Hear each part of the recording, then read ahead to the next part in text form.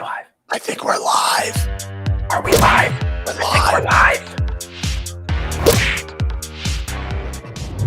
The Dad and Drew Show. Two idiots on tangents. Live Wednesdays at 8. YouTube.com/The Dad and Drew Show. What's up? What's up? Happy Wednesday. How you doing, buddy? I'm good. Happy Wednesday. I'm good. How you doing, man? I am good. Happy Wednesday to everybody who happens to be here. See, we're going to give people a little bit of time. I saw Denise Bone was here super early. I did an Al Olsen as well, I think. And I'm not seeing anybody else in my little chat on StreamYard here. I didn't either. Let me check. I don't know if it's nobody's here yet. I see like 9 people watching on my little thing, but it could be sometimes the chat is dumb. Yes. In StreamYard. Well, I'm on my phone here, and no, it's okay. Yep, Sally Turner. There we go. Sally Turner. All right. Sometimes it's just a little late. Well, everybody, welcome to the Dad and Drew Show. Hi, Queen V. Okay, good. The chat is working. Just making sure. Yeah. Hi, Queen V. Hi, Sally Turner. Ah, there's Trish. We got Mike Wazowski from Chicago. Everybody's showing up now. Mike Wazowski. Mr. Wazowski, thank you for checking in. Yes. We should talk about. Oh, careful, kiddo! Don't trip on that. Don't say anything about that either. Okay. Hello, Andromeda, Tom Strong, Stephanie Kramer. Welcome in, guys. Hello, James Wilkerson. Hi, kiddo. Hello, Ellie Belly. The kiddo is here. Yeah. She looks like she's feeling better. 100%. She is I'm still no percent. A little bit though. Tiny coughs, but we are 100% feeling better, pretty much. Tiny coughs are okay. It's the big coughs we worry about. All right, guys, we have a massive amount of stuff to get through today if we are going to pull this show off. This is the Food and Wine Festival preview. Ooh. They dropped all of the foods, all of the booths, all of the information on what's going on at the Food and Wine Festival that I think is going on until 2043. I think that's how long the Food and Wine Festival is this year. I think so. I'm hoping. It's ridiculously long, right? It is very it's just really early. They started it really early for whatever reason. I don't know why. And it seems like it's going super late. And then I was looking, I had like a brain malfunction when I saw that when they announced the holiday one. I literally thought it was like 9 days because it was like the end of November to the end of December or something like that. But I thought it was just the end of December to I thought it was 1 week for some reason. The dates were messed up for me the way it was working. Yeah. And I literally thought that it was a 1 week festival. I'm like, they're doing the festival for a week? That wouldn't be very long. Doesn't make any sense. That doesn't make any sense at all. All that work that needs to be at least 5 times bigger. Right. God. Yeah. So the Food and Wine Festival is not a taste of food and wine, guys. No, it is a full shebang, food and wine. Full shamami. And so we got a lot to get to. Drew, how you been, buddy? I've been good. How you been? Yes, let the kiddo tell a joke, and then we will get into the food and wine. Okay. Mostly just the food, though. What do you call a sleeping bowl? I don't know. What do you call a sleeping bowl? A bulldozer. Bulldozer. Gotta do the waka waka. Waka waka. Waka waka. Waka waka. Very good. Yeah. Hit the face. Well, sometimes you deserve it, Jamie. Just saying. And talk to the hand, man. Great. It's gonna be one of those nights where I'm gonna try to get through an entire food and wine. I'm gonna be whacked with a bear. Well, that's why I got to keep an eye on Darth Vader because he'll whack me with. Oh yeah, that guy is dangerous. He really is, man. So Drew, do you know what time it is? I think I do. I think it might be for Disney, Universal, theme parks, that kind of stuff news. You didn't think would be more focused than that, did you? No. Nope, we won't. Nope. So, never focused. Yeah. Never. All right, I'm gonna go ahead and see if we can't pull this off. There is a ton of stuff to do with this, so let's see and it's really complicated. So I'm hoping that my pictures are in the order that everything goes. I probably screwed this up, guys. So it's probably not right. Yeah. We'll work through All right, here's your basic information on the 2021 Food and Wine Festival. It is presented by Corksicle. Yeah. What is I guess they're the presenting sponsor. What is Corksicle? Okay, they're those cool water bottles that have like the edges that are kind of sharpened off. Oh, okay. You know what I mean? Like like the you know what I'm talking about. Yeah. I do now. Yeah, I didn't know that's what they're not round. They're like they have like sort of flat edges. Yeah. It's better for like gripping. Yeah. So apparently they're the presenting sponsor. Yes, baby, that is my little porg pen. How do you push it? And it doesn't work. It's broken. Believe it or not, it's already broken from the outlets. My little porg pen from the outlets. Oh, Jamie. You can't click it. Like I clicked it once to open it, and it won't click out. Won't retract. No. So I gotta either try to take it apart or just it's now a decoration. That's why I was at the outlet, probably.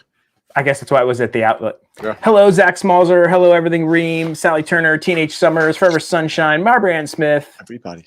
Hey guys, welcome. So yes, there are 129 days of Food and Wine Festival.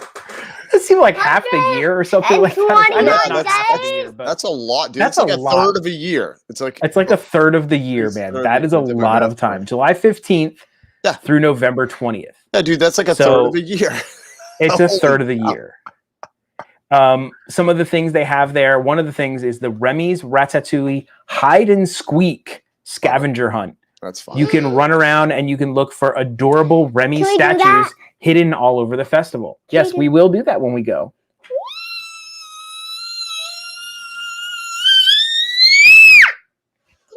Wow. Good thing you didn't have a wine glass around.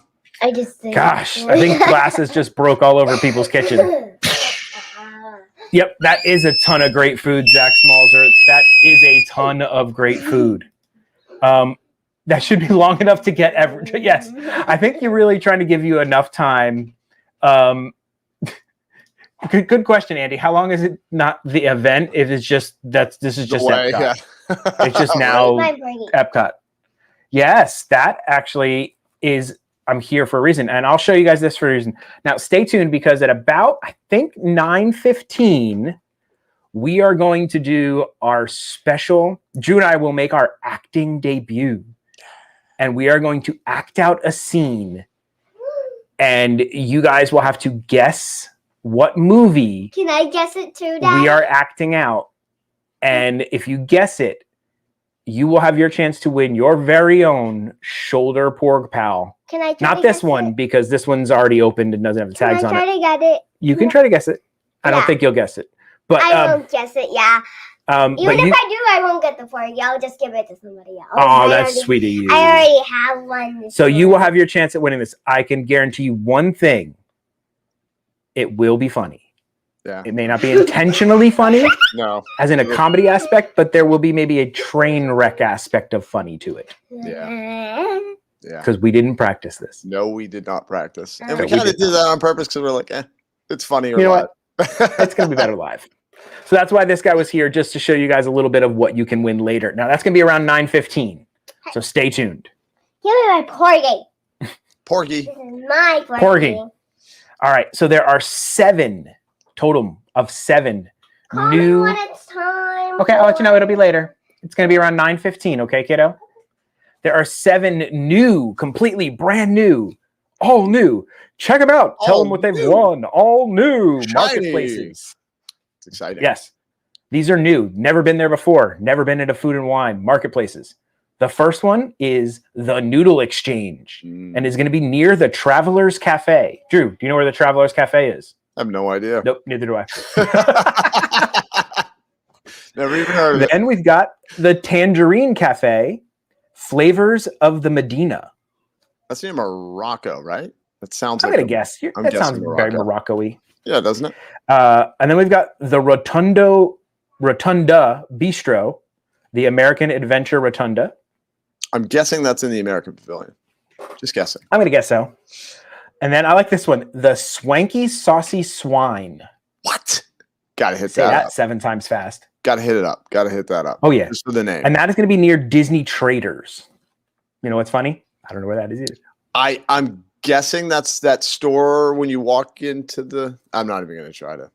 Nope. Yeah, I really don't know. I can't.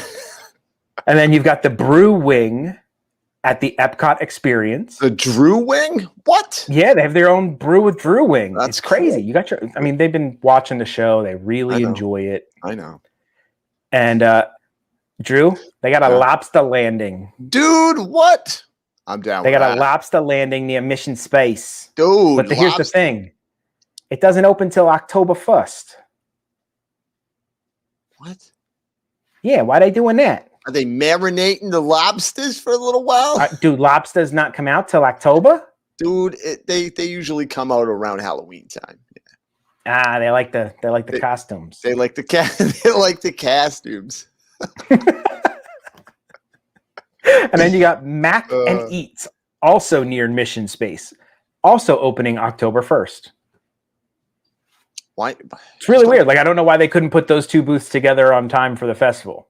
Yeah. But those are your new booths, completely new, never been here before. Now, there's a bunch of new foods, but those booths never been there before at all. Wow. All right, now I'm going to start sharing some pictures. Let's see if I can do this right. And Trish, I think they're regular size portions. I'm hoping. I'm hoping they're not. I hope so. Little tiny. I hope they're not your size portions, Trish.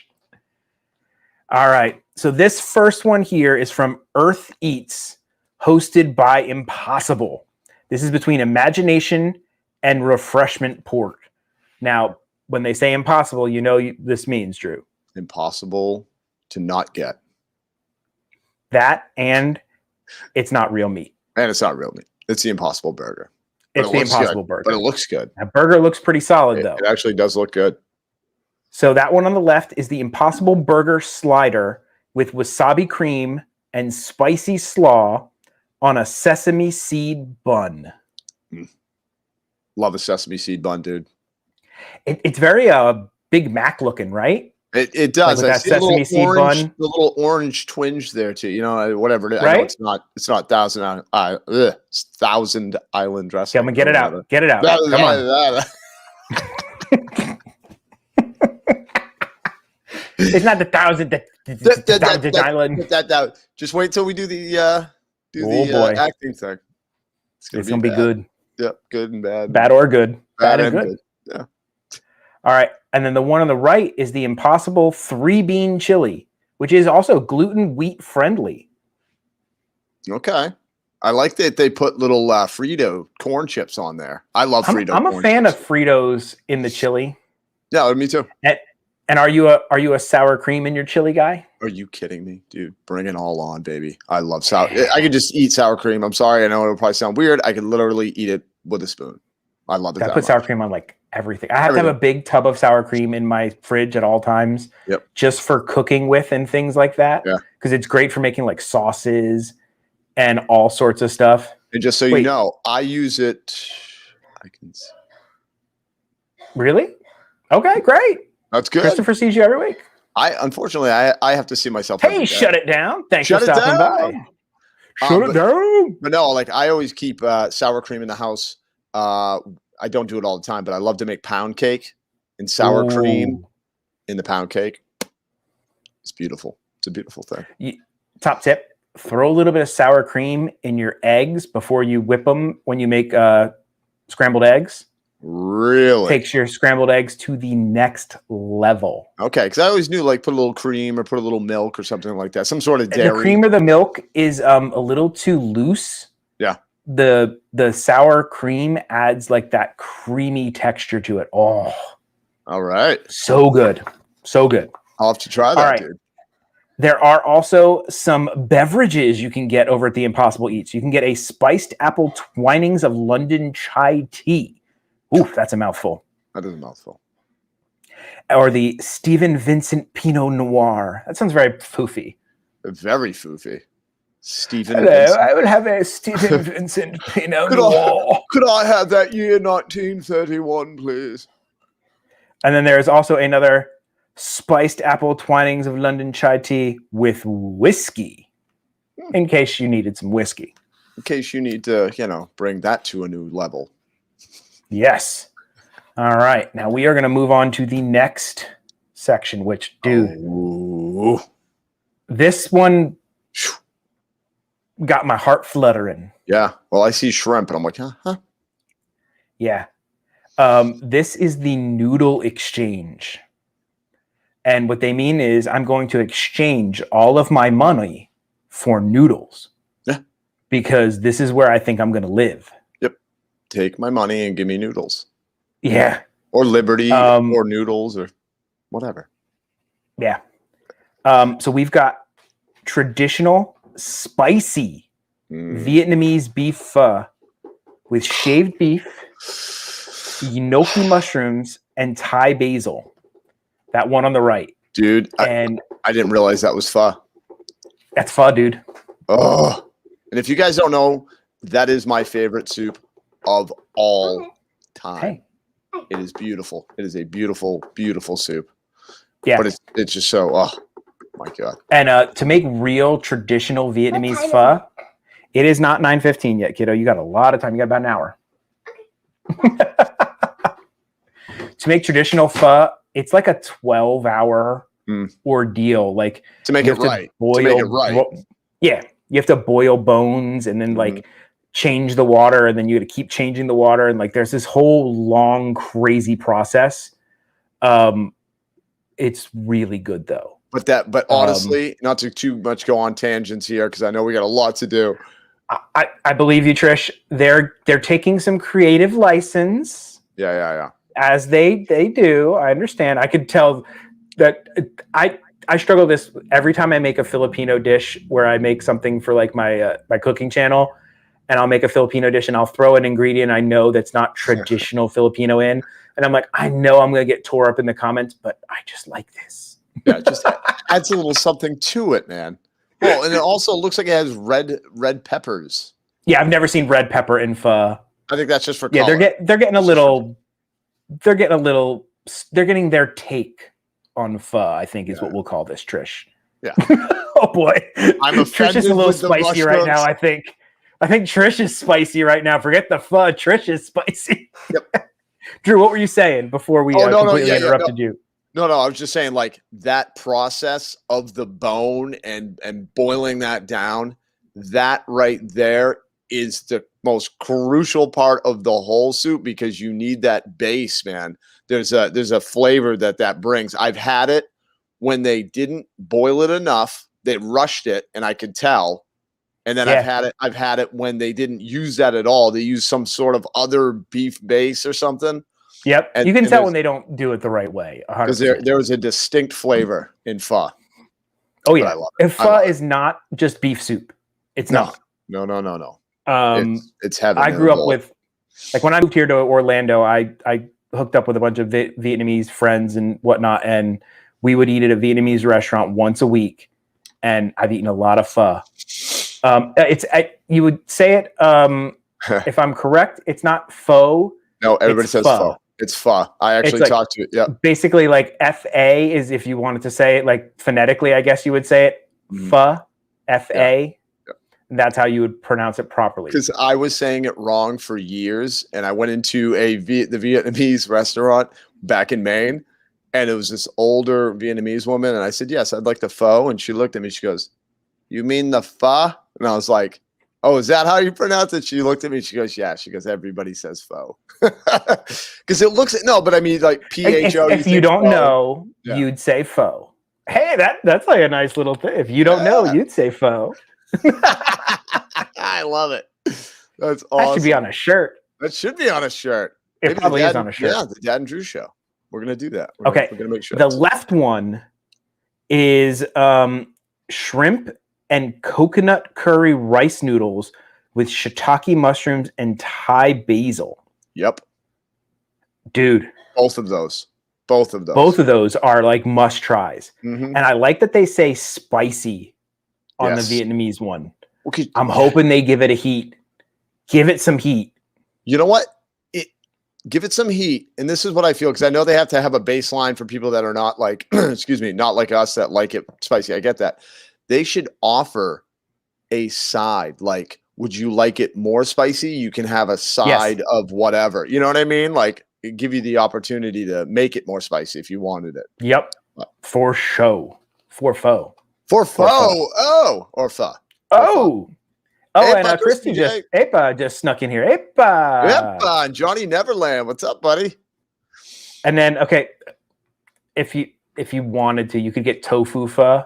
Who wants that? Mm. And then there is also a char siu pork udon with gnocchi mushrooms, bok choy, and soy pickled egg. That's not pictured, but dang, I'd get that. I would get that too. I'm going to be like living at this booth. That sounds kind of amazing. As long as they don't screw it up. And so the next booth is called Simmering Sips, hosted by Corksicle. And you can get strawberry soft serve in a waffle cone. I like a waffle cone. Yeah, I do. I'm a fan of a waffle cone. Yeah. And now I'm thinking this one might be the banana bread with mixed berry compote. Yeah, I can see that. I would imagine at least that's my guess, because it's pictured with the Simmering Sips thing. I'm guessing that looks that looks like a banana bread. I'm gonna go with the banana bread on that one. Yeah, dude, can you please pull up Al Olson's comment because it's amazing. Pity the foe. That's awesome. That was awesome. How did I miss that? That was so good. I just looked at it. I was like, I pity the foe. Oh my god, that's great. As if the mushrooms weren't enough, we have sent Trish off the deep end. Trish can't handle with the tofu. Yeah, she can't handle it. She can't handle it. She's done. How about pho and mushroom soup? Oh my god, she's done. She's out. For some tofu and yeah, she's like, you know what? I don't even want to eat there. She's like, you know what? I was planning to come to the Food and Wine Festival. That's it. Yep. You're done. I'm out. Yep. Not going to that noodle place. No. And they've got a bunch of drinks, all kinds of mimosas and drinks, and there is so much stuff here. I'm going to skip over the drinks because they're not really pictured. Mm-hmm. So in time-wise, we're going to kind of skip over some of these. I will put a link to the article that shows you all the lists of the stuff here in the description later. The next booth is Australia, mate. Hey, another shrimp on the barbie. You got to say shrimp on the barbie. Dude, and they literally have shrimp in the picture. I mean, come on now. And they do. And it probably was done on a barbie. It probably was on a barbie. So we've got grilled, sweet, and spicy bushberry shrimp. What makes it a bushberry? What is it? Did they like literally grill it in a bush? With berries? Maybe. On berries? With pineapple, pepper, onion, and snap peas. I like a snap pea. I do like a snap pea. I don't like peas in general, but I like snap pea. Snap peas. Yeah. Sugar snaps. That looks good. Mm-hmm. And I bet you it's spicy because we got that once. And the wife couldn't touch it. It was that spicy. Too much pepper. And then the one on the right is, they're calling this a deconstructed Pavlova. Pavlova. Pavlova. Okay. With pastry cream, citrus, macerated berries, and lemon myrtle meringue. I don't know what a Pavlova is. Do you? I really don't. You're a baker. I don't know what that is, but literally it looks like just a bunch of fruit. Looks like fruit with meringue and cream. Meringue and cream, which and like Jello pudding pack that somebody went. Yeah. They're just like, Bob's like, this is the best thing I've ever created, man. Seems a little Bobby on that one. But like for me, there's nothing that's like screaming anything special about that. Like honestly, I'm sure. I'm sure that's one that I would literally just walk by. I'll make that at my house. Yeah, you know what I mean. Nothing says gotta get that. No, not at all. Nope. And we're gonna put together when we finish this through, we'll go through the pictures once again and kind of maybe put together like a hit list of the ones that Drew and I think are like gotta get. Yep. And I'll guarantee you it's all the noodle ones. Oh, Pavlova is a meringue with cream topped with fruit dessert. Okay. So it's basically that. Yeah. Named after a ballet dancer. Okay. Didn't know that. All right. I wonder Didn't what know was named that. after a ballet dancer. Is that what she ate, or Maybe she ate it a lot. Hmm. Oh, Drew. Ooh, wow.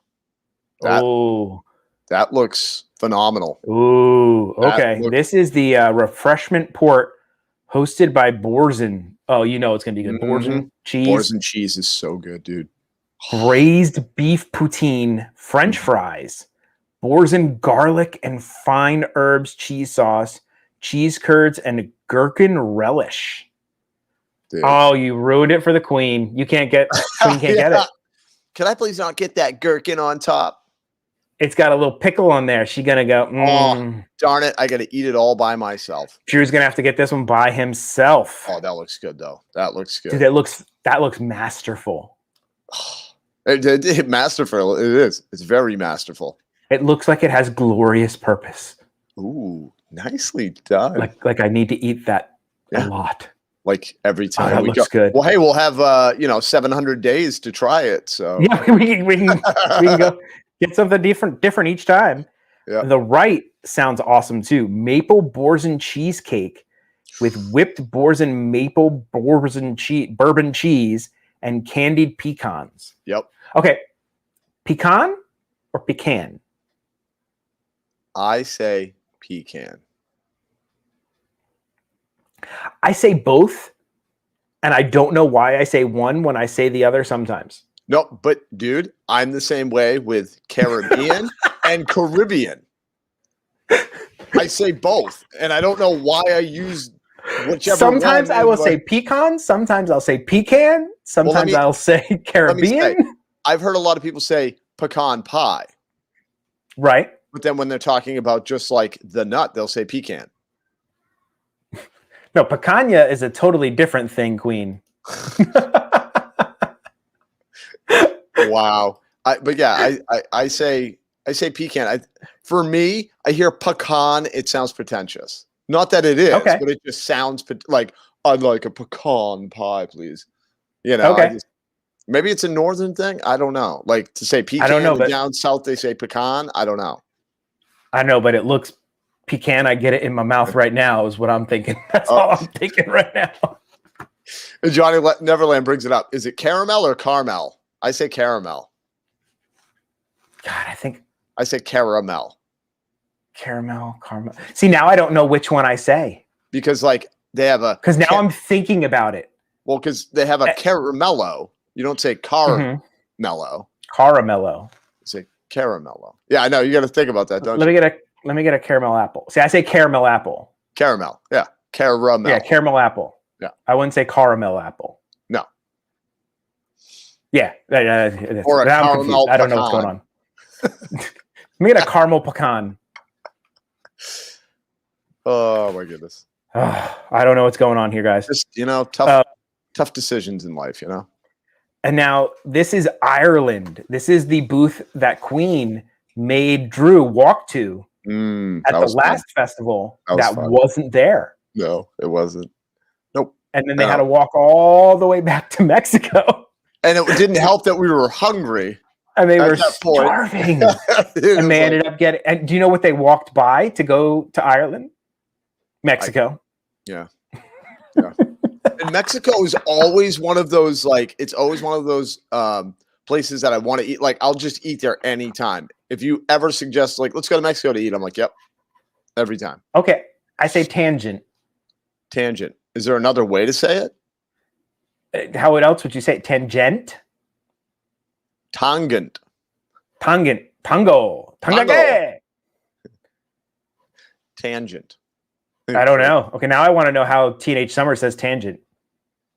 I can just it'll be interesting. Yeah. This is the Ireland, and now you've got a fisherman's seafood pie. Okay. It was a joke. It was a joke. I was like, wait. Sorry, me and him, it just went like that over. We're not the brightest people. You can really get one by on us. That one, it's not hard. That one we could not catch. Just couldn't catch it. No. Right over our heads.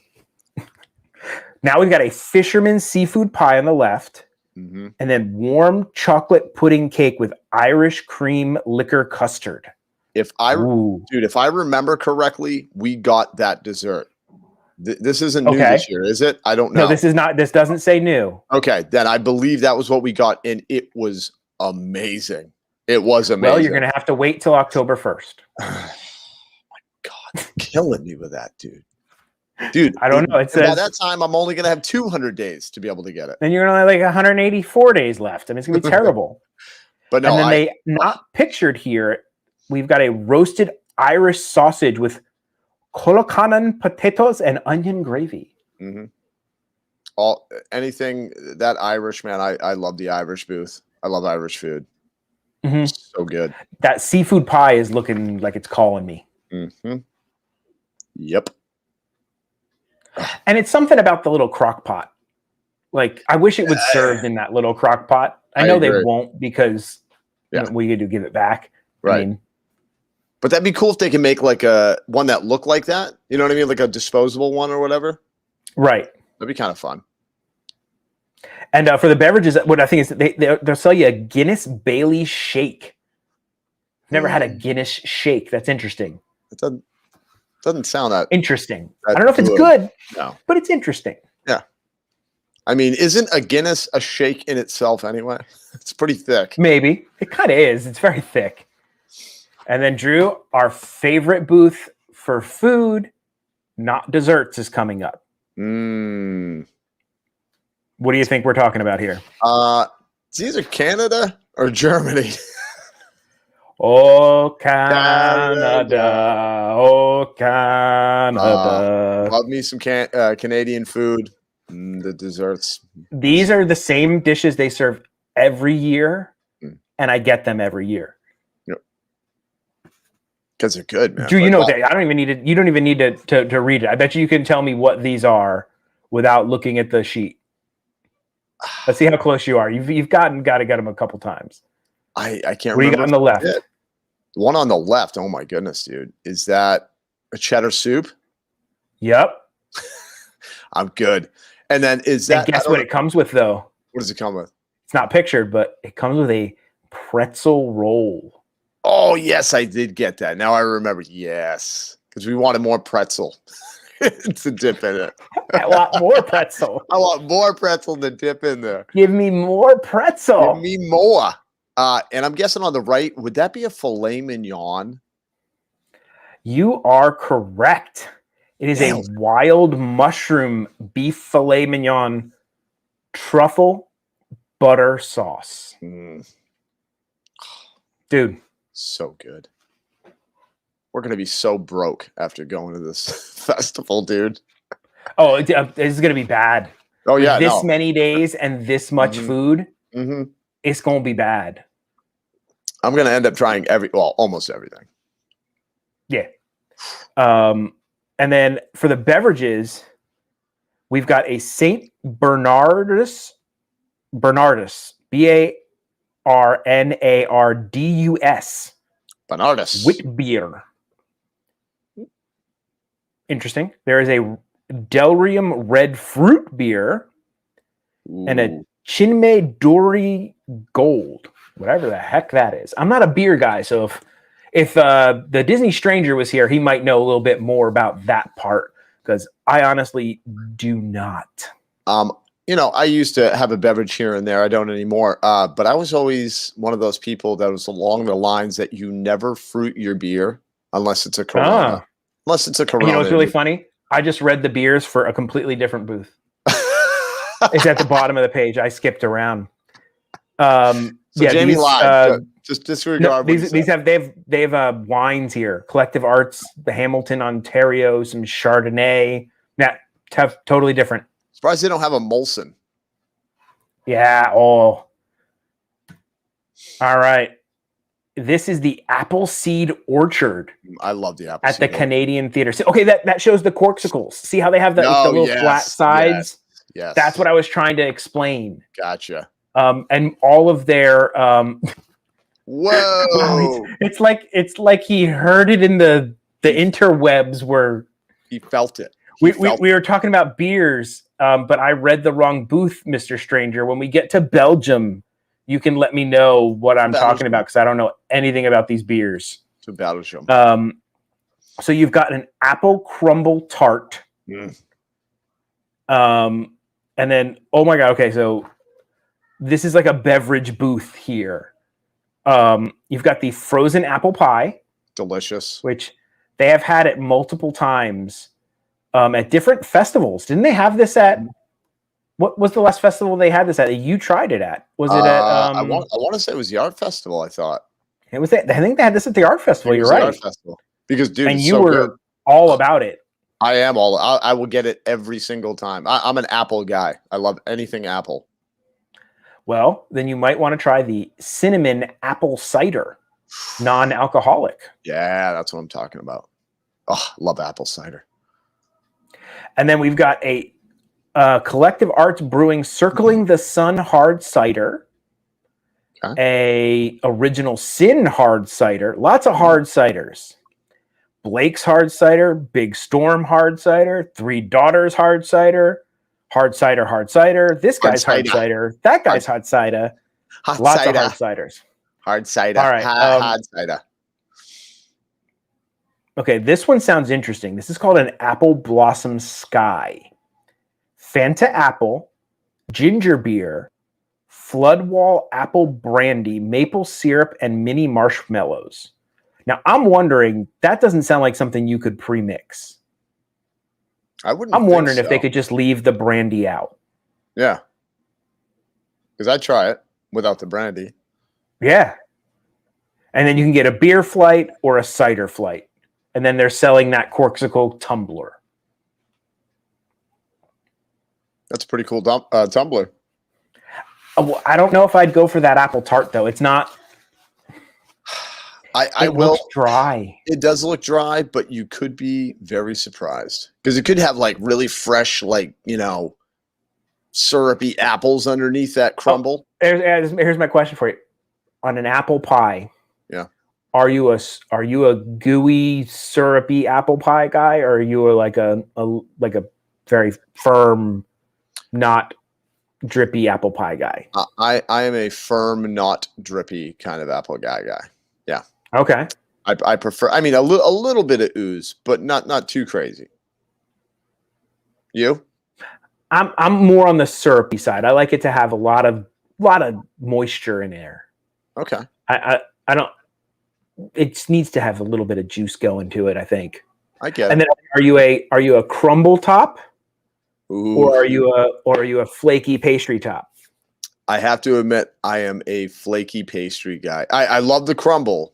Like on an apple crisp or something like that. But if it's just straight up apple pie, I like that nice pastry top, and I like to put a little ice cream on top. Okay. I diverge from you here. I'm a crumble guy. Wow. We are divergent on apple pie. Wow. Oh my good. That's like a first, man. That's a first. That's not that I wouldn't eat the, you know what I mean? Like I'll eat the other one. Not that I wouldn't eat. I'll eat the other one too. But I'll agree with you. All apple pie should be served warm with a scoop of vanilla bean ice cream. Oh, yes. Vanilla bean. Not just vanilla. Vanilla bean. I love seeing specks of vanilla in my ice cream. Yes. That's why I love Breyers. I love Breyers ice cream. So good. Are you flaky or a Dutch? No, I'm a freaky dicky Dutch. It's a freaky dicky Dutch. Freaky dicky Dutch. All right. Yeah, that just looks dry to me. I don't know. That's my thing. It just looks too dry. Yeah, no, and I get it. And tarts can be dry. Now, here is another making me mad. Opening October 1st, Brazil. Between France and Morocco. And we're getting a Brazil pavilion. I know. I can't wait. Which is going to be awesome. Yep. So you've got the, I'm going to butcher this, people. Moqueca, Moqueca. Muqueca?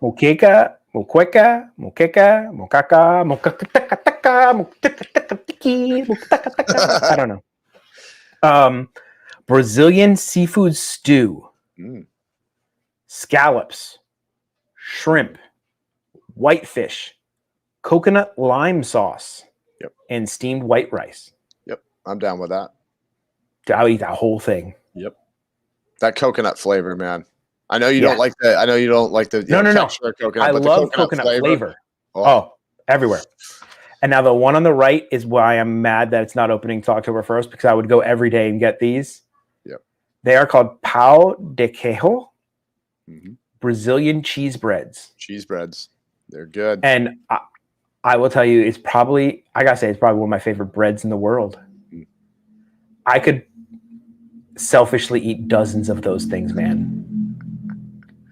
Dozens. I will go to a Brazilian steakhouse, man, and just house those breads. Just like keep those things coming. I don't even need my meal. Just keep the bread coming. Just keep those things. They're like chewy, but yet flaky, pull apart. I don't know how you explain them. Yeah. No, I know what you mean, and it's like it's a different texture. I don't know what you anticipate, but it's a different texture than you anticipate. You know what I mean? Like yes, it's not bread. It doesn't taste. It's not like a bread texture. It's almost like a chewy texture. Yeah, almost like a lot of gluten in it. So good though. Wait, what looks like ants?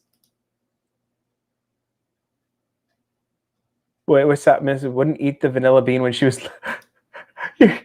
Mr. Kristen, your daughter wouldn't eat it. Was little. She thought they had ants in it. I love it. The vanilla bean ice cream had ants in it. That's hilarious. I get that. I get it. Good though. So good.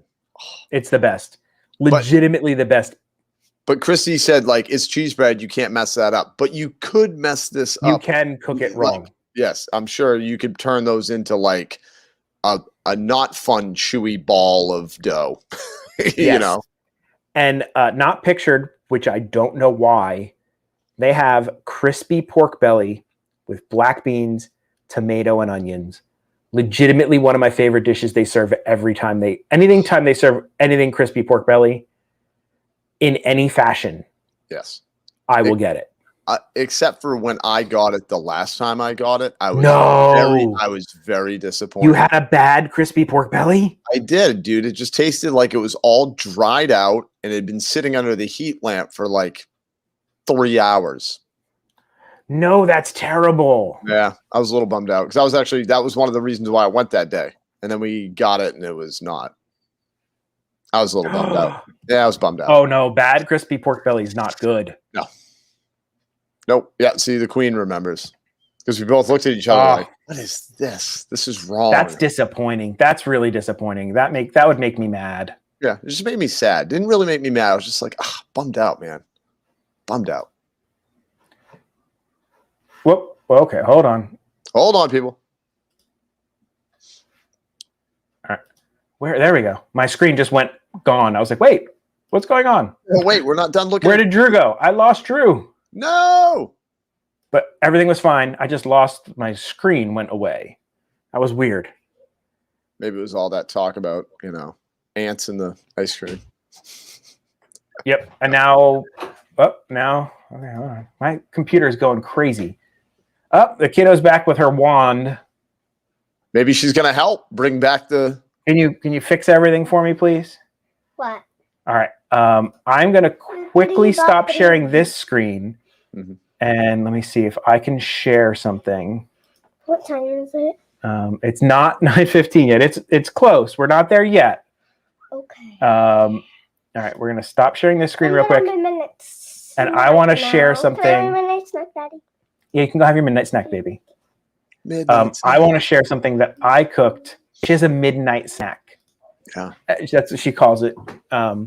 So this is something I cooked the other day. Speaking of crispy pork belly, in my big rotisserie air fryer thing. It doesn't air fry in rotisserie, but it does rotisserie, and I wanna. That is a roast pork belly wrapped around lemongrass and garlic and onion. And then you roast it until the skin is crispy. Like you could crack a tooth on that skin. Oh my! You're killing me, dude. Yeah, you're killing me. And the meat is like so juicy and good. Oh, that looks. I had to share that. Oh, dude, you got to show that thing off. Oh my word. But yeah, that I cooked that the other night. I got a video on that coming out soon. Yeah, I just wanted to show that off. When we were talking pork belly, I was like, "Oh, I just made a pork belly." That looks so good, man. Oh, it's so good. It's so delicious. Like everyone fights over the skin. Yeah, because that's the best part. Everyone just eats the skin. Oh, it's so good. Hey, Elsa Snow. Thank you for stopping by, and thank you for not destroying us with your storm the other week. I really appreciate that. Oh, we didn't get much here. I don't know about Orlando. And Michelle Camara really likes your shirt, Drew. Oh, thank you so much. We'll be friends forever. Nah, I don't know about that, buddy. You might want to fast forward. Do a little Spaceballs. Go to Mr. Video. Yeah. And rent the movie and fast forward and check the ending out because find out how it ends. Doesn't work out so great for you, buddy. Okay, so the beverages that they have in Brazil, you've got an MIA beer company, Limau Lager, and then you have a frozen Capri featuring La Blanca. I can't say either of those words. You're pronouncing those wonderful. It's CAIPIRINHA. I'm not even going to attempt it. And the last word is CACHAC with a little thing underneath the bottom of the C. Of course. I don't even know what the on the bottom of the C is. Excuse you. Are you okay? You need I need a throat lozenge. My throat's a little dry. Hold on. Yeah. Cheers, everybody. Hey, Chad Jackson. Welcome in. Thank you for stopping by. All right, let's move on to our next image. We are now in Belgium. I knew that because of the Belgian waffle. You can see the Belgian waffle there. Yeah. Now, the other one is a little bit different. Beer braised beef with smoked Gouda mashed potatoes. Ooh, I do like Gouda. It does not look appealing. Now, it looks a little, you know what I don't like? Tell me. I don't like it when you see like the sauce, like it looks stained in the mashed potatoes. Yeah. You know what I mean? Like it looks like it's not like thick. It looks like it's like runny. I don't know. I just have to say that just from an overall presentation standpoint wise, that is not an attractive look. It may taste fantastic. That is not an attractive looking dish. Yeah, I'm wondering why they didn't just put that on the side with the sauce and like the potatoes. You know what I mean? Kind of separate them a little bit, right? Because it's braised beef, so I mean, like I'm guessing it's like pot roast, basically. Yeah. But I love a pot roast. I'll eat a pot roast. Yeah. And I love mashed potatoes and Gouda. You put smoked Gouda in a mashed potato. Oh, it's so Gouda. Oh, Gouda everywhere, rocking everywhere. Gouda, rocking everywhere. And then you've got a Belgian waffle with berry compote and whipped cream. We've had this before, and it's a good waffle. Yeah, it holds up. Waffles are good. Are you a waffle or pancake guy?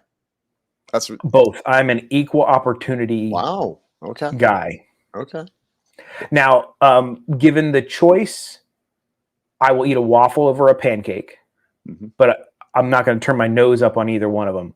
I wish I had one of those waffle makers that they have in the hotels that does the flip. Yep. I really want one of those because I got a waffle maker once as a gift, and it was like a Star Wars one. It was supposed to be like a Darth Vader. It didn't make waffles. It made like semi-crispy pancakes with a Darth Vader print. Yeah, yeah. I've actually owned one of those, the spinny ones, dude. I want one of those so bad, man. They work great. They do. I want one so bad. And this was the one where I screwed up and I gave all the beers Disney Stranger. So this one has a St. Bernardus wit beer. Now, what is a wit beer? WITBIER. They didn't write beer, BEER. Oh, it's probably wheat. Maybe Witbier. Never heard of that. I think that might be a wheat beer. Maybe. I'm guessing. Good evening, Kevin S. Nice to see you. Kevin S., welcome in. And Patricia Snyder. I love the flippy waffle maker, man. I want one of those so bad. That's like on my list of gadgets that I don't have that I really want. Okay, Flippy. you're all right, Drew. A wit beer is a wheat beer. I knew something. For And once. then there's a delirium, Delirium red fruit beer. And then a Chimay, CHIMAY, gold. Whatever the heck that is. Sounds fancy. They got beers, guys. Yes, they do. Belgian beers. Belgian beers. Belgian beers. And welcome in, Kevin Fisher. And then you can get a beer flight. All kinds of beers over at the Belgian booth. If that's your thing. That is your thing. All right. We are now moving on to the Tangerine Cafe. Flavors of the Medina. Love Medina is like what? Afternoon? Evening? flavors. I know that's like a time, I think. Is it? Is it? Let's just say it is. I'm just throwing things out. Yeah. I'm just throwing it out there. He was like, no, it's a time. Yeah, no, it's a time of the day. Sure, it's time. Yeah. Maybe it's Yeah. eating time. Maybe it is. You know? All right. We have a fried falafel pita with tahini sauce. Plant-based. So what's in there? Yeah.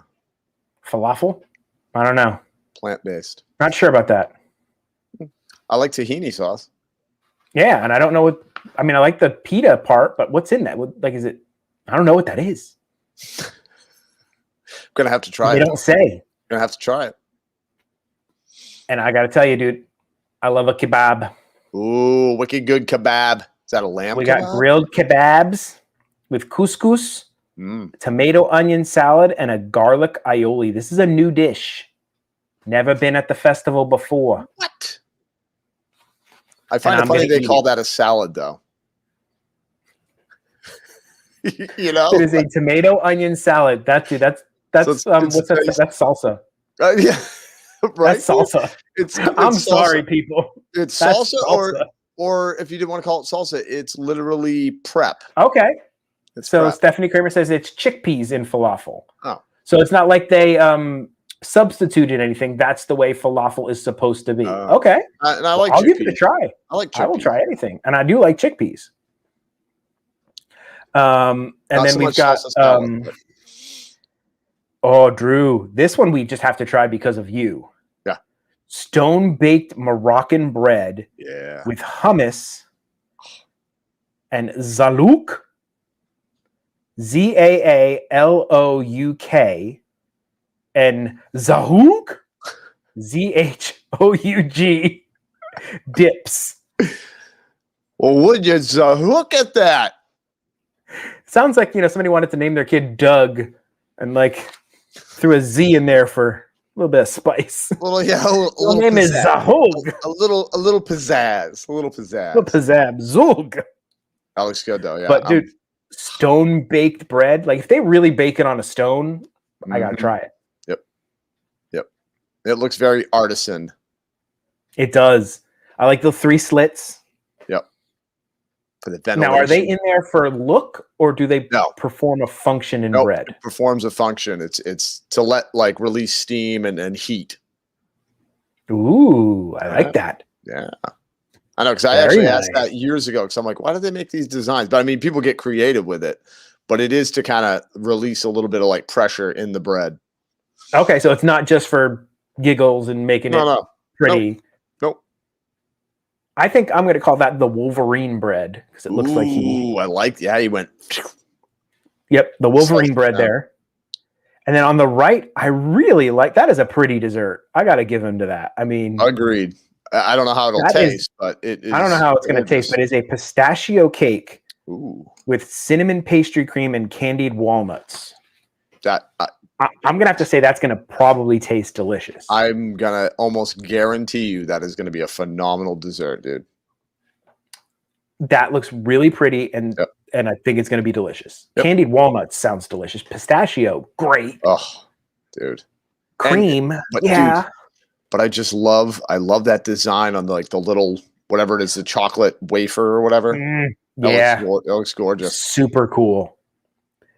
What else do we have here? Okay, so they also have not pictured harissa marinated beef tenderloin tips, Moroccan spiced lamb, and lemon garland chicken. Not pictured, but this whole booth sounds great. It really does. That lamb sounds good. I love lamb. I love lamb. Oh, and lamp. I love lamp. Jinx, you owe me a Coke. I love lamp. Are you just saying things that are in the room? No. I love lamp. I love lamp. I love lamp. I do. Love it. So then we can get fresh orange juice, fresh blood orange juice. You think they would have named it something a little different? No, like blood orange. It sounds so aggressive. Yeah, it does sound very aggressive. What I mean? It's like and then a bunch of hard ciders. Really pushing those ciders. And a corksicle tumbler. Of course. Drew, what are your thoughts on Greek food? I can't say I don't like Greek food, but I can't say I've had a lot of it. You know what I mean? Like, I haven't had enough of like a traditional Greek food to even really have like a take on it, I guess. Okay. So the one on the left, I'm going to have to, by looking at this, I know that it's not the funniest name of any food I've ever read. I love it. It makes me giggle every time because I'm a child. It's called Spanakotopita, I think. Yeah. I always used to call it as a kid Spanakotopita. Because it looks like spank. Spanakopita. See, I call it Spanakopita. Spanakopita. Spanakopita. The Copacabana. All right. It's not that. No. It is griddled cheese with pistachio and honey. You have me. So sounds different. Like I've never put those items together and tried them. I've done you eat brie, right? Brie cheese. I eat brie. Have you had brie? Put a little honey, honey. Never put the honey on it. No. Oh my word, dude. Phenomenal. Cheese and honey, at least for me, absolutely amazing. Hello, Eric Lee. Thank you for stopping by. Yeah, so that sounds different. Sounds good. It doesn't say what kind of cheese it is. Mystery cheese.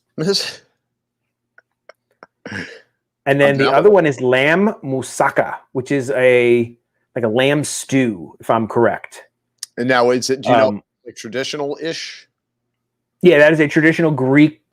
I think it's got like eggplant and stuff in there, maybe. Okay. And then a cheese on top. Maybe. Looks like it's got cheese. I don't know a whole lot about Greek food. Yeah, I don't either. I really don't.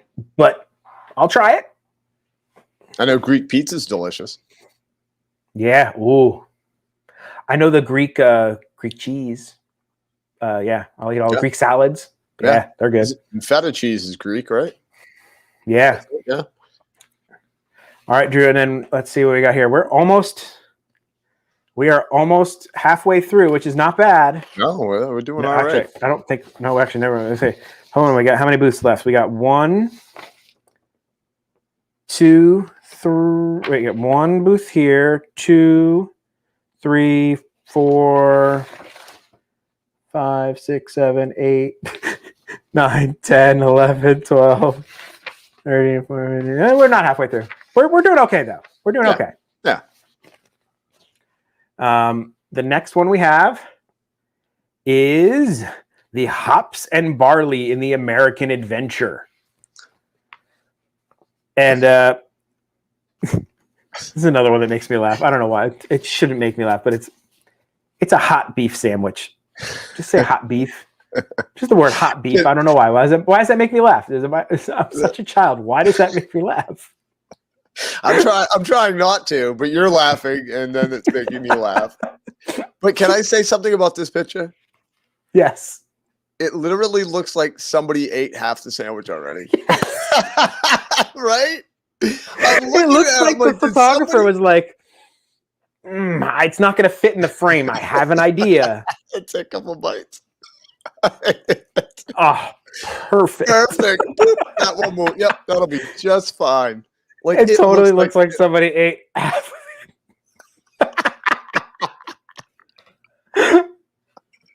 Oh my gosh. Oh, it totally And does. Queen's right. It actually looks like it's on a chair. Oh my! It's like a little chair, like it's like a little armchair. And they just like pile the food in. And there's like crumbs in the like in the little hairs of the chair. Oh my God, that's so funny. Was Bob taking pictures? Dude? Oh my god! Seriously, it's an ABC sandwich already been chewed. Yeah, it really is.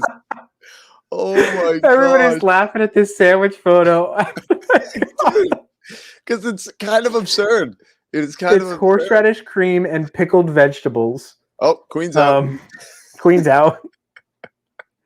And then you've got a fresh baked carrot cake with cream cheese icing. Queen's in. It's like a cupcake, so she's in. Cupcake. Yeah, she'll get down with that. So she's in on that one. Yeah. And now, I don't know why they didn't picture. I know why, because the guy ate the whole one. He didn't only eat half the sandwich. He ate the whole one. The New England lobster roll. The lobster with the herb mayonnaise on a griddled roll. I know you're not a lobster roll fan. No, I'm not. I think you'd be if they were hot. If they'd make the hot lobster rolls, you'd be fine with it. And there's one here where I need to take you where they serve the hot lobster rolls. I think you'd like it. That's the only way to go with it. At Claw and Order. I love it. It's like a lobster, and it looks like it's like a scales. It's so great. It's a pun and a lobster restaurant. I mean, come on, people. Yeah. That's a double whammy, dude. That's a double whammy. He ate all the lobster.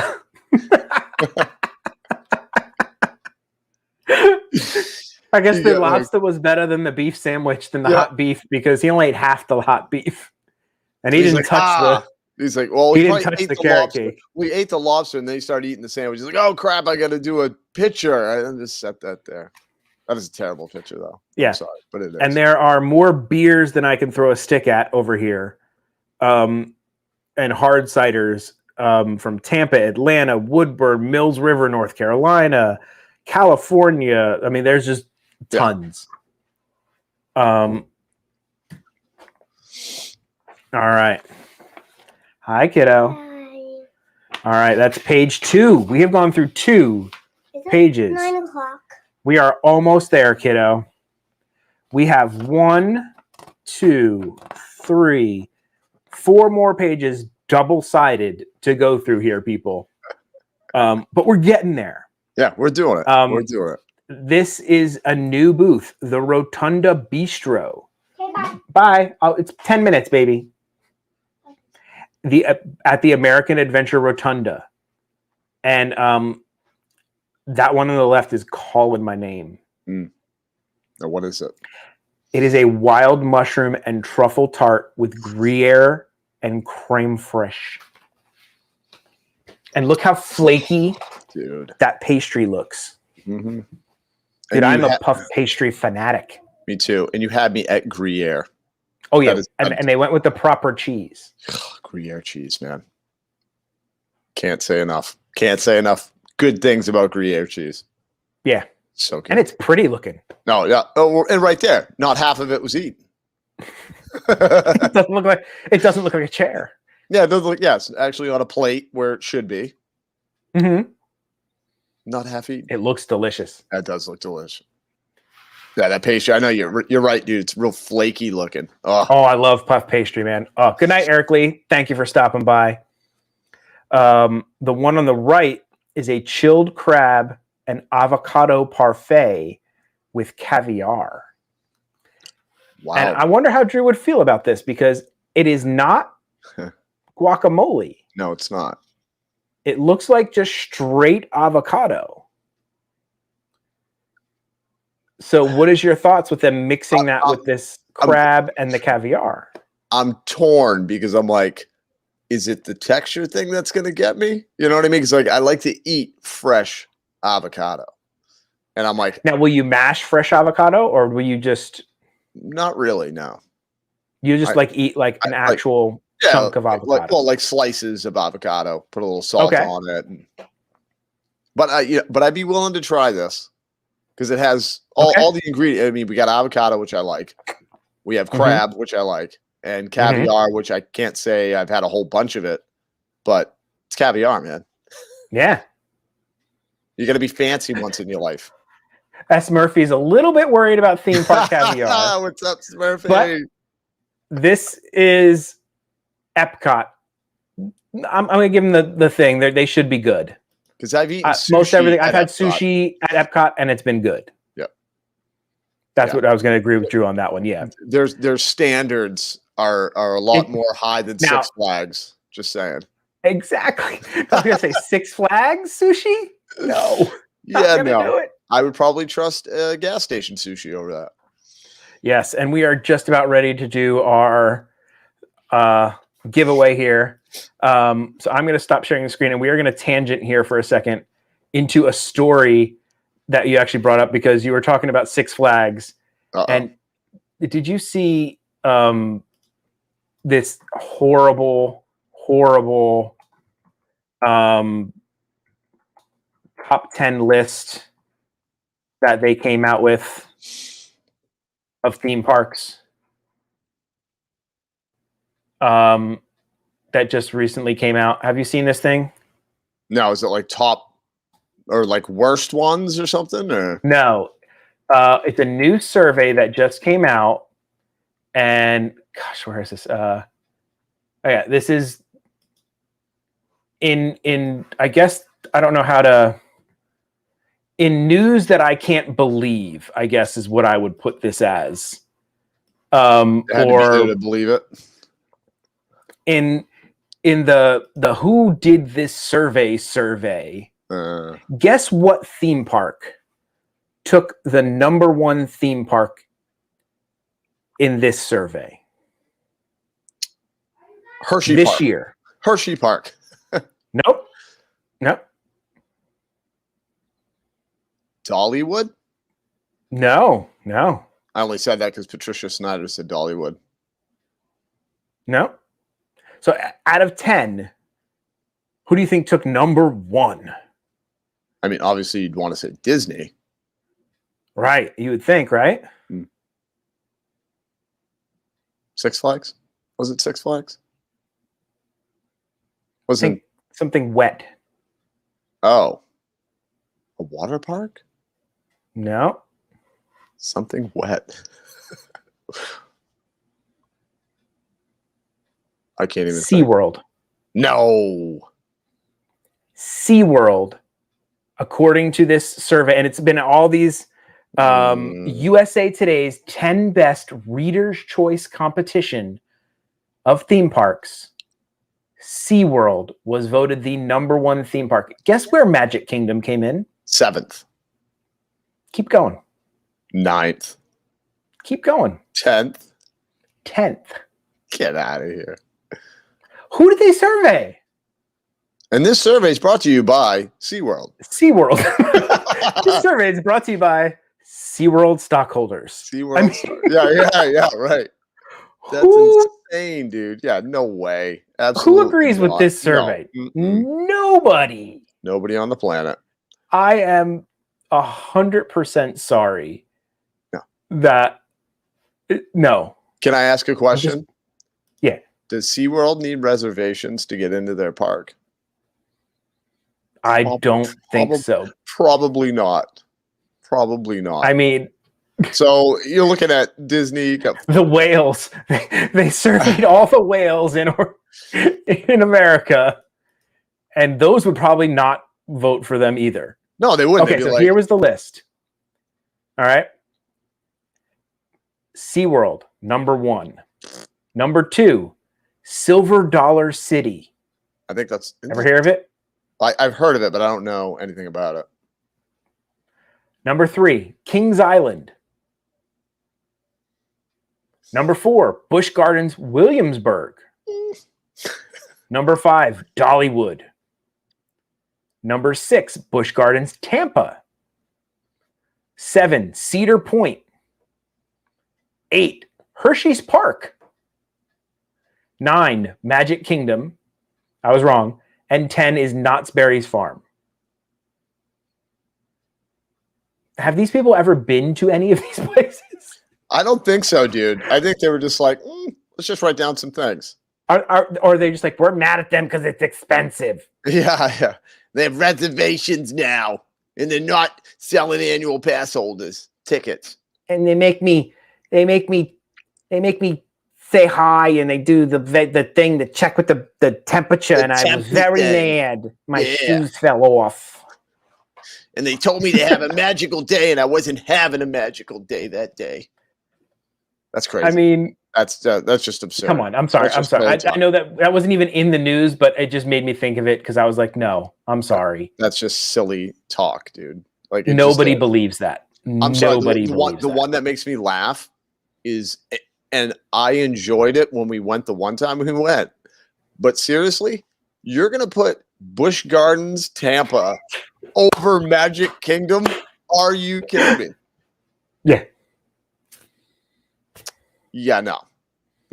I'll tell you what I've never seen at Magic Kingdom. Me personally, maybe it's happened, but I've never seen a fist fight. I remember that in your live stream.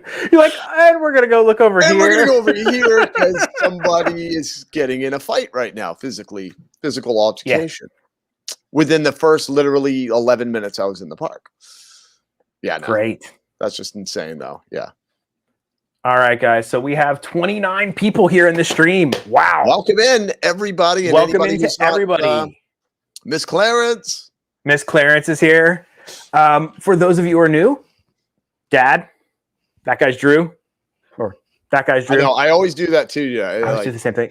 I got to go the other way. The other way is this way. There we go. Yep. That guy over there is Drew. And we are the Dad and Drew Show. Yeah. And we do this every Wednesday-ish. At 8 p.m. 90% of the time. 90% of the time, every Wednesday at 8 p.m. Yeah, boop the like. And boop the like. Make sure you're subscribed. Do the notification, all that kind of stuff. This is just me and Drew chatting. Usually we do Disney news or stuff like that. Today, we are doing something very first time we've ever done this. And we're going to give something away for it. Yeah. So everybody does trivia.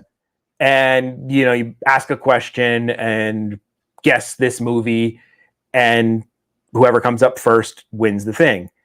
We wanted to do something a little different. So we decided we're going to act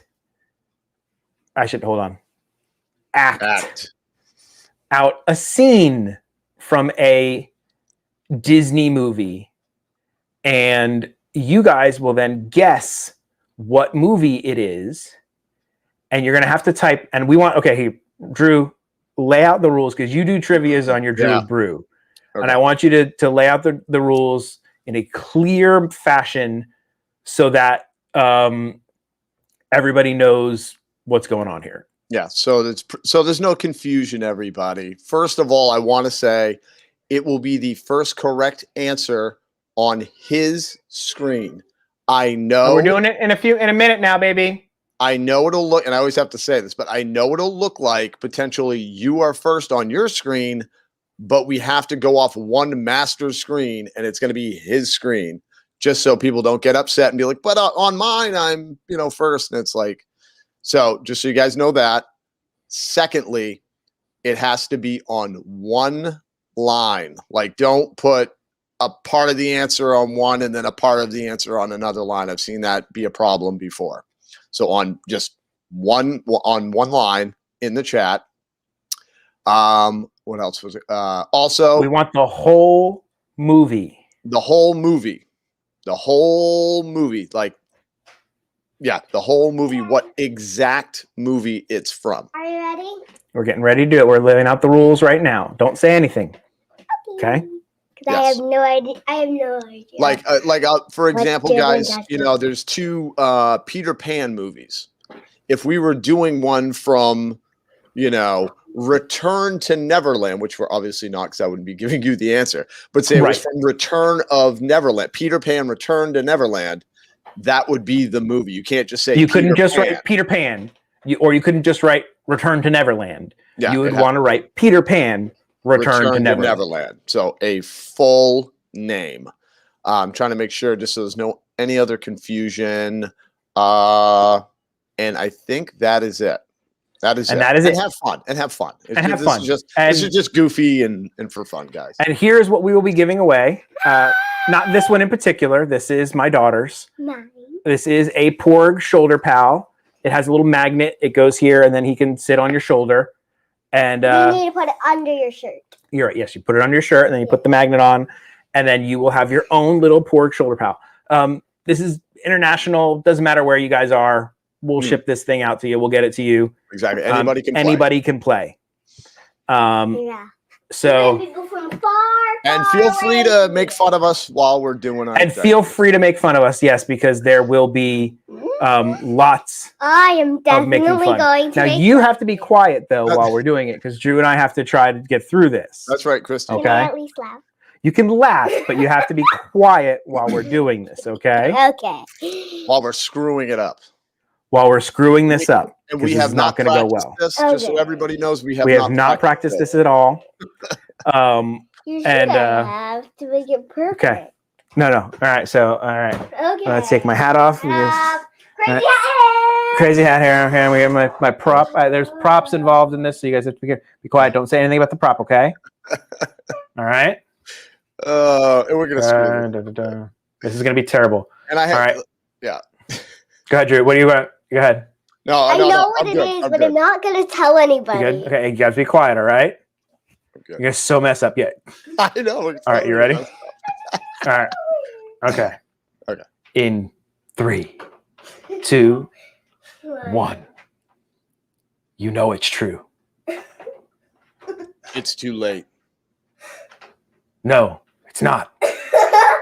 Leave here with me. Come home. We miss you. I'm being torn apart. I want to be free of this pain. I know what I have to do, but I don't know if I have the strength to do it. Will you help me? Yes. Anything.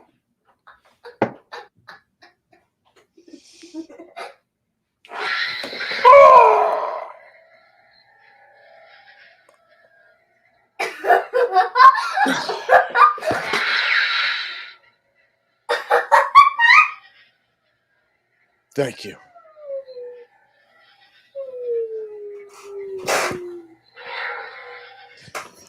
And scene.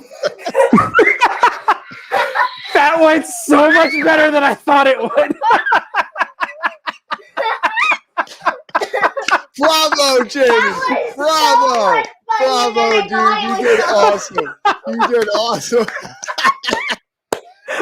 That went so much better than I thought it would be. It was more funnier than I thought it would be, though. Oh, nicely done. For Jamie. That's your debut. Wonderful. That was good. Oh, I could feel the tension in your voice, Drew. It was masterful. I know, but I think I messed up because when I stab you, very good. I'm supposed to say thank you, but then I said thank you after. But hey, that's okay. Potato. I think I got okay. Now let me scroll up and see. I think we have who was the winner. I think we have a correct answer. We do have a correct answer. Let's see. I think the first one is Tom Strong. Tom Strong, The congratulations! Congratulations, nice work, Tom. You get to win a porgy. You get a porgy. Just like and this Chad one. Jackson was like right there. I mean, he was right there. So, Tom Strong, if you can go ahead and just email me, dadgotparks@gmail.com, and I will get you one of these mailed out. Just send me your billing information according to Drew. That's what he always says, but it's actually I just need your shipping information. But Drew always says billing information. I don't know why he says that. It just sounds better. It just flows. But we need your billing information. so we can ship you So we can charge you. your Probably own ship little you. Dad and Drew porridge shoulder pal. But this is mine. And so this is going to become a recurring segment on the Dad and Drew show, guys. Yes, it is. Yes, it is. It won't be every week. No. Once a month, we will do a giveaway where we act out a scene from some movie. A Disney movie. We're gonna stick with Disney the Disney movie. Right? Disney. We're gonna stick with Disney movie, and now by Disney we mean Disney owned. Like this was Star Wars, so it wasn't like a Disney animation movie, but it was Star Wars. But one could be a Disney animation movie. It could be a Disney animation movie. It could be anything within the Marvel. Disney realm. And now that Disney owns 20th Century Fox, there's a whole lot of movies we could go to. They own the world, basically. 3 Caballeros. Yes. Oh, the Three Caballeros. Love that movie. Yes. I never seen the movie before. If you guys get a chance, go on YouTube, and they just released a video where Ryan Reynolds as Deadpool and Korg react to the Free Guy trailer. So Ryan Reynolds has a new movie called Free Guy coming out, and he did a Deadpool reacts. So like where how they ever do is their reactions to trailers. Yeah, right. So it's him in the Deadpool costume with Korg, because the director of Free Guy is Takai Waititi, who plays Korg. Yeah. So it's the two of them on a sofa reacting to the trailer. Guys, I'm going And to it's go out for the 4 night. minutes of pure awesome. I'm going to go out for the night. All right. Good night, baby. Night, Ellie Belly. Okay. Good night, everybody. Bye. Bye. Oh, And Teenage it's Summer's 4 has seen minutes. it. Yeah. It's 4 minutes of pure awesome. I love I it. love If you get a chance, go watch it. It's hilarious. Not as hilarious as Drew and I attempting to act out the Star Wars scene, but pretty hilarious. Now, just so you know, we're so bad at planning. There's a cut scene in that scene where you're supposed to see Rey go, no! And I so wanted to record the Queen going, no! And have that flash up on screen, but we couldn't get it done. But I really wanted to make that happen. Well, we're gonna get her involved in something at some point, whether she likes it or not. Ooh, okay. Diz Chufui, good to see you. Trying to plan a long weekend getaway with the wife, no kids. Ooh, favorite date night restaurant, like in the parks or like Disney Springs? What are you guys talking? Let me know. And Drew and I will give you very romantic, because when you think of romance, you look at Drew and Dad and Drew right here. I mean, super romantic. That doesn't get more romantic than that. It really doesn't. Yeah, I mean, really. Doesn't. But I did want to say about like how the answer, just so everybody can understand for next time, like it was Star Wars, The Force Awakens. Right. He couldn't have just wrote Star Wars, or he couldn't have just wrote The Force Awakens. Yeah. Star Wars, The Force Awakens. That went so much better than I thought it was going to. It really did. Yeah, it really did, man. We nailed it. The props and everything, it worked out well. And the kiddo was laughing in the corner. It was hilarious. She's like, oh my god! And guys, that was all this man's idea. Brilliant. I think it's great. It's great. I wanted to do something different for a giveaway. Everybody does basic trivia. We're idiots. And I thought we would be dumb enough to make that funny. I think we did. Or at least I think we did a good job. I think we actually did, man. I really do. I'm actually pretty proud of that. I'm going to cut that up and I'm going to share that as its own little clip. Oh, you're going to have to, man. Yeah, and we're never going to practice it. Never, ever. No, that's the whole thing. Yeah. They will not be practiced because they will not be polished or anything. I mean, they're better, worse. Yeah. And we're going to make them difficult. We'll get more difficult as they go. Oh, man, we nailed it. We nailed it. Oh, yeah. Definitely. Yeah, definitely great. Rain Man always comes out at night. Every time. All right. So now we are going to Spain, people, between Italy and Germany, opening October 1st. So everything's not going to be open here, guys, on the first day. A little annoying, but we have 752 days to go ahead and enjoy So we'll have enough time. We'll have enough The time. Dad and Drew telenovela. Telenovela, yeah. It reminds me of there was during the pandemic, Jimmy Fallon did this thing where he had like Will Ferrell and what's her name? Oh God. I think it's Amy Poehler. The one they all came on. Parks and Recreation? Yeah. And they all did this like telenovela that they acted from their house. Oh yeah, dude, you showed me that. Oh, dude, it was hilarious. Good. That was good. It was hilarious. It was so good. But dude, this is a charcuterie board. I think that's how you say it. Charcuterie? I say charcuterie. I don't know if that's even right. Charcuterie? Yeah. Spanish meats, cheeses, and olives with an herb vinaigrette. I'm all over that as soon as that makes it. I am all about the charcuterie, but I will tell you, it was either Flower and Garden or the Art Festival. I got their charcuterie. Did you get a bad one? Plate. Oh, dude, there was like 2 pieces of pepperoni, a piece of cheese, and an olive. And I'm like, and it was like, that's not good. Yeah, it was like $8. I was a little like amount wise. It was like ant sized. It was like how they do it out in Disneyland. It was a Trish portion? Yeah. It's how they do it out in Cali. Trish portioned. Yeah, I got Trish portioned. The one on the right, I'm really excited about. We got some ceviche, guys. It is it's a seafood salad with shrimp, bay scallops, mussels, extra virgin olive oil with white balsamic vinegar and smoked paprika. Not really ceviche, but it's a seafood salad. But it's along those lines. It's ceviche-esque. Yeah. I thought it was ceviche till I read the description, but I'll eat that. Seafood salad. Anything seafood, man. I'm a seafood fiend. Yep. Now, they have a paella, which they don't have pictured here. Rice, chorizo, and shrimp. Now, I got paella over at the Jaleo in Disney Springs. Yeah. And it was fantastic. But it was this big, and it was $28. Holy cow, really expensive. Dude, I went back and looked at the bill. Oh my God, that thing was expensive. It was great. Yeah. But man, was it expensive. Well, it sounds like it's one of those places where it's like, hey, it's your birthday, or hey, it's an anniversary. Oh no, yeah, it's a special. I paid, I don't know, $20-something for like this much of the prosciutto thing. The pork. Oh, yeah. the Barrico pork. But you said it was really good though. It was amazing, like nothing I've ever eaten before. Mm-hmm. And then lots of wines and wine flights over there in Spain. All right, what else we got over here? Now we're going to go to another favorite booth of Drew and ours.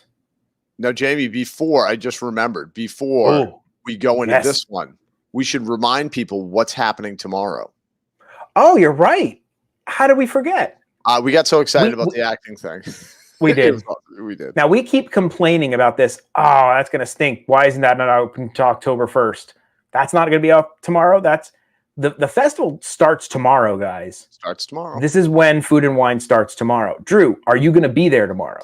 I am going to be there tomorrow. I'm going to be live streaming around noon till 3 or 4. And then there was this dude he's a really cool guy. I really dig him. And he's going to probably crash the end of my stream. His name is Dad Got Parks. And then between 3 and 5-ish, somewhere around there, the Dad and Drew show, I think, are going live. We are. Epcot, Food and Wine. Food and Wine. That's right, guys. We're doing a Dad and Drew go-to show. Yes, we are. So here's what's going to happen. Drew's live tomorrow at Food and Wine. I'm going to Food and Wine. So I'm going to film a little vlog tomorrow at Food and Wine. So I'll have my own little vlog coming out for Food and Wine where I'm going to try a couple dishes, do some shopping, show you guys that stuff. And then Drew's going to be live. I'll crash Drew's live. And then we're going to both go live and do a Dad and Drew live. Woo, excuse me. A Dad and Drew live from Food and Wine for the evening. Yes. Huh? Tell me that isn't going to be fun. That's going to be good. Keep your notification bell on. Keep your notifications on because we don't know how the timing's going to work out. When Drew's going to get there, when I'm going to get there, what time this whole meetup thing's going to happen. We don't know how everything's going to work out timing wise.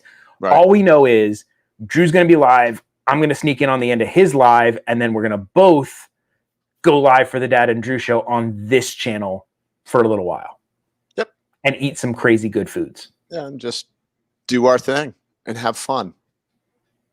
And have some fun. It's been a while since we've like hung out and It's been a while. We needed to go live again.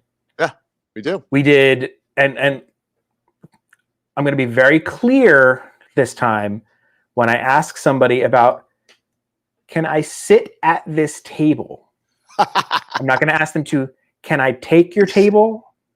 None of that. Can I sit at this table? Could so there's no confusion with taking children. No. And taking tables. Because that's not what Jamie does. He doesn't do that. No. I have a child. I need my one child is enough for me. Right. I don't need this crazy lady's child who was like, yes, you can have my children. I don't want your children. No. I don't. No taking kids. So that's it's weird that you named your kid Table. I don't know why you did that. Well, everybody it was funny, but a little odd, Teenage Summers, because that lady honestly looked panicked. The best part was the husband was like, and the best part was the wife was panicked. The husband contemplated it. Yeah. He was like, sure, go ahead. You look like a good guy. Yeah. He's like, does that mean I can go golfing later? It was odd. It was odd. No, that was different. That was definitely different. I'm just glad that didn't happen to me. It would have been hard to explain to Disney security. Yeah. No, I was asking for the table, I swear. Seriously, I don't know. I have enough kids. Thanks. Fine, please. But yes, make sure you're subscribed to the Dad and Drew show and have that notification. The Drew in the Moment show. The Drew in the Moment Park show. Subscribe to everything, and then we'll get stuck in Figment. Yeah. And creepy Figment will just go like this. Oh my goodness. And the laughing will happen in the background. The laughing. You and I turned. The laughing was the worst part. You and I turned into like 7-year-old kids that were getting a little concerned. Yes. Because I'm looking at you going, dude, this is getting creepy, man. It was super creepy. It was scary. But yes, guys, tune in because a whole bunch of fun stuff will be happening from the Food and Wine tomorrow. Yep. And I think what we're going to have to do is Drew and I are going to have to like make a plan of like, okay, you can try these ones. I'll try these ones. And then we're going to try these ones together. So that way we don't overlap. Yep. On what we want to really try together. Yep. So we don't want to ruin it. Because we are going to go to there. So there's Germany, and they've got a roast bratwurst and a pretzel roll. And once again, just very plain looking. And why don't they make the pretzel roll? I don't know. Maybe the size of the sausage, the bratwurst, or the bratwurst, or if that's too complicated, make the bratwurst the size of the bratwurst roll. I'm just saying, man. It's like seriously, dude. Like if I'm eating a hot dog, I don't want to cut the bratwurst in half and double it stack up, them 2 to the sides or something to fit in the pretzel roll. Because right, like because it looks silly. I'm sorry, but it looks silly. It looks a little. I like silly, but it's kind of silly.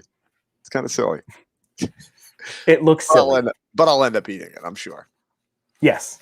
The one on the right is an apple strudel with vanilla sauce. Which, if I recall, your father was not a huge fan. No, he said he's had better strudels, but my father was also stationed in Germany in the army and had like real German food. Yeah. So it's hard. So he's a tough one to please with that. Now, there's not pictured here, but Schnickendeliven is another dish that you can get. Of course. Which is pasta gratin with ham, onions, and cheese, Emil's fromage montage. Now, Drew. Yeah. SCHINKENNUDELN. Schnickerdoodle? Snickerdoodle? No, that's a cookie. Oh, that's a cookie. Oh, that's a cookie. That's a cookie. Schnickerdoodle. Schnitzel. Strudel? SCHINKENNUDELN. Schnickendoodlin? Schnickendoodlin. That sounds like what you'd get in trouble. They'd arrest you if you were schnickendoodling in the park. Yeah, you can. Excuse me, ma'am. We found little Tommy, and we need to talk. He was schnickendoodling in the park, and you need to come pick him up. It's just not right, man. It's just not right. When you schnickerdoodling in the park. No. It sounds like something you'd get in a lot of trouble for doing. Yeah. That's why I just don't even do that. I don't even mess with it. No. That's horrible. And this will have the longest line of any booth at the entire festival. Oh, because there's about 72 beers you can get in Germany. And that's all anybody is getting. None of them are getting the Schnickelfludeln. No, they don't care about the Strudel or the crazy stupid bun with the one sad snad sausage. And the tiny little dollop of mustard. That's not enough mustard for that whole thing. No, I'm absolutely sorry. not. No, I just noticed that. Yeah. Need to be all over that. You need at least five times as much mustard as that. At least 5 times. At least 5 times. T kept pronouncing Schnickeldoodlin. It sounds like you're cursing. I'm telling you. There's a lot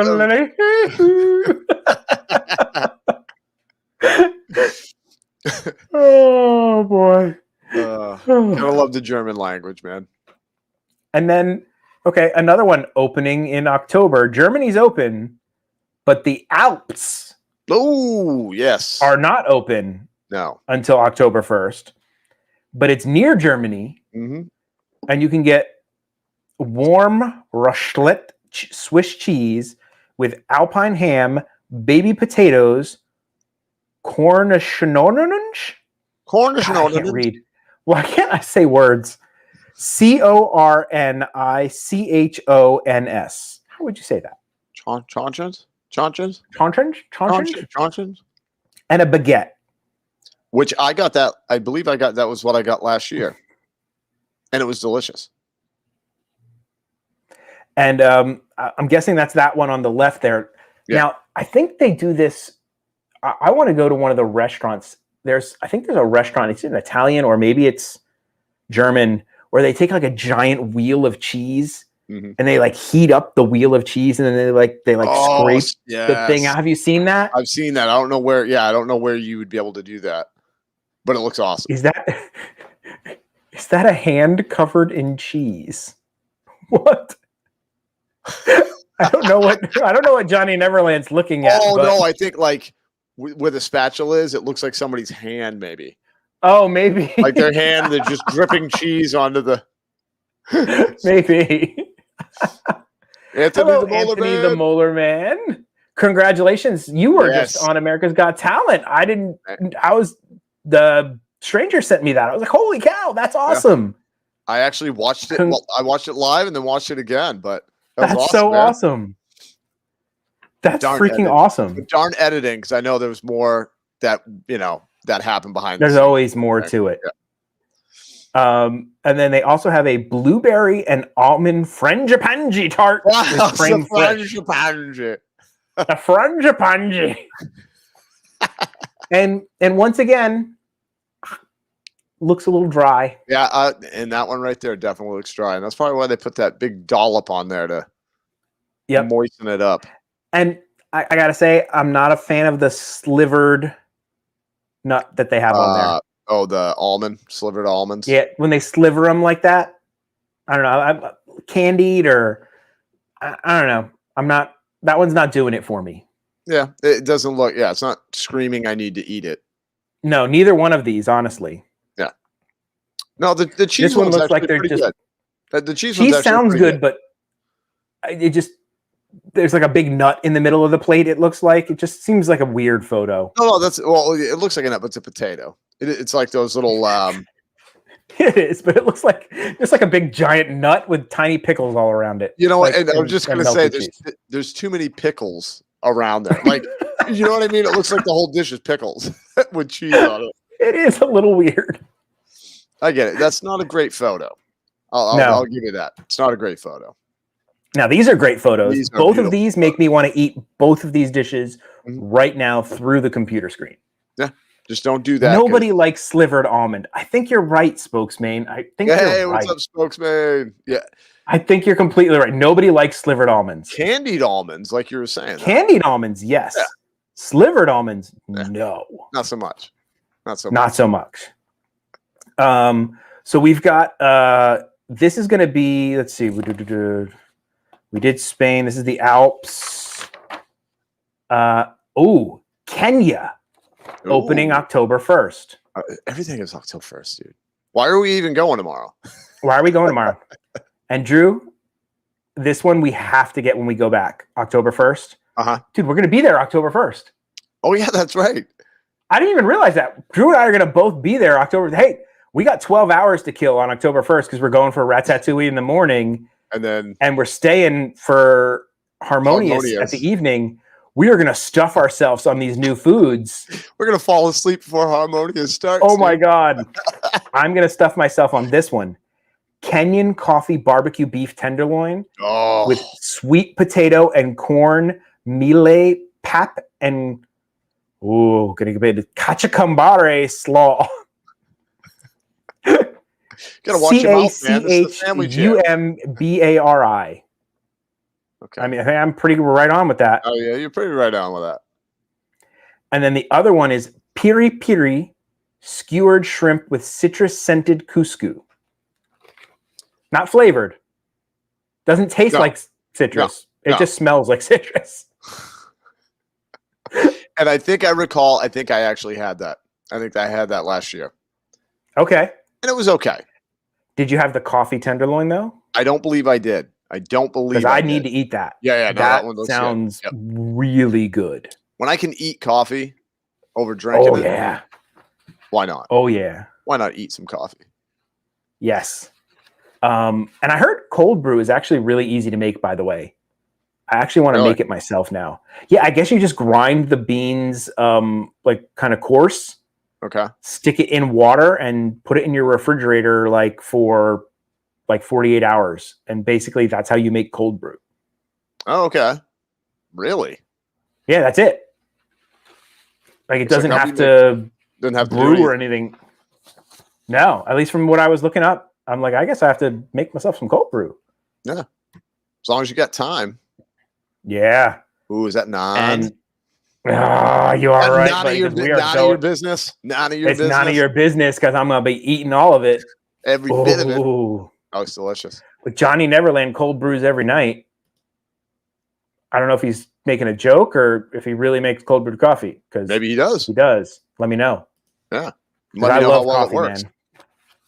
The easier way to go is to go to Starbucks. But true. $4 a cup at Starbucks adds up, buddy. That's true. That is true. Now this, I think, is going to India. Oh no! This says it's the Refreshment Outpost, and you've got spicy githeri with white beans, pigeon peas, and Ben's original quinoa. Ancient grains medley, and that kachambari slaw. Interesting. Okay, I'm down with that. So that's like a bunch of beans. Yeah. Now, what was that second bean that you said? Pigeon beans. What is a pigeon bean? You ever heard of a pigeon bean? I don't know. They like to hang out on statues. I don't know. Maybe, I don't know. Pigeon bean?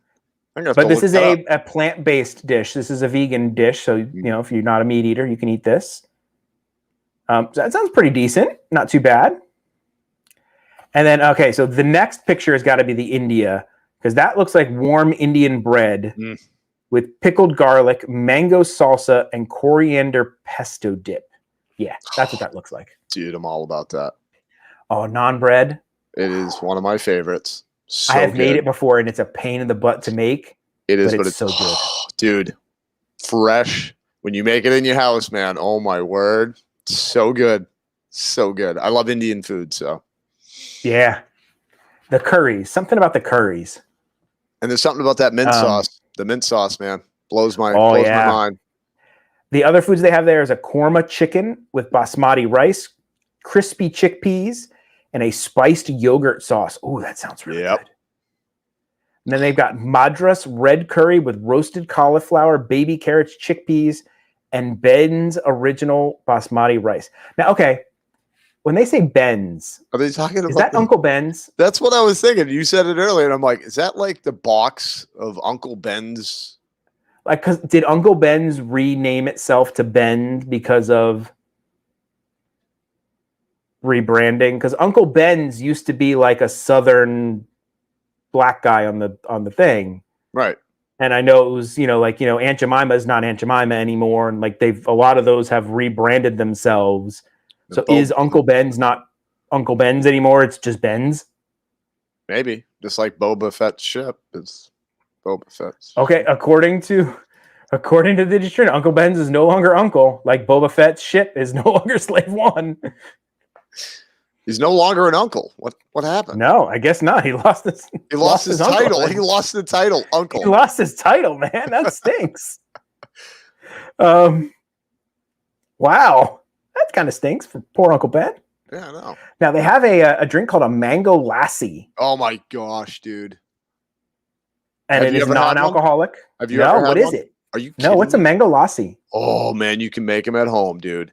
It's got yogurt and mango and some ice. It's like a smoothie, but it's different. You'll just have to try it. It's one of these drinks that, like, if you eat something spicy, like if you're eating Indian food spice, it's cooling. It's cooling, but it like complements it. I can't even explain it any better.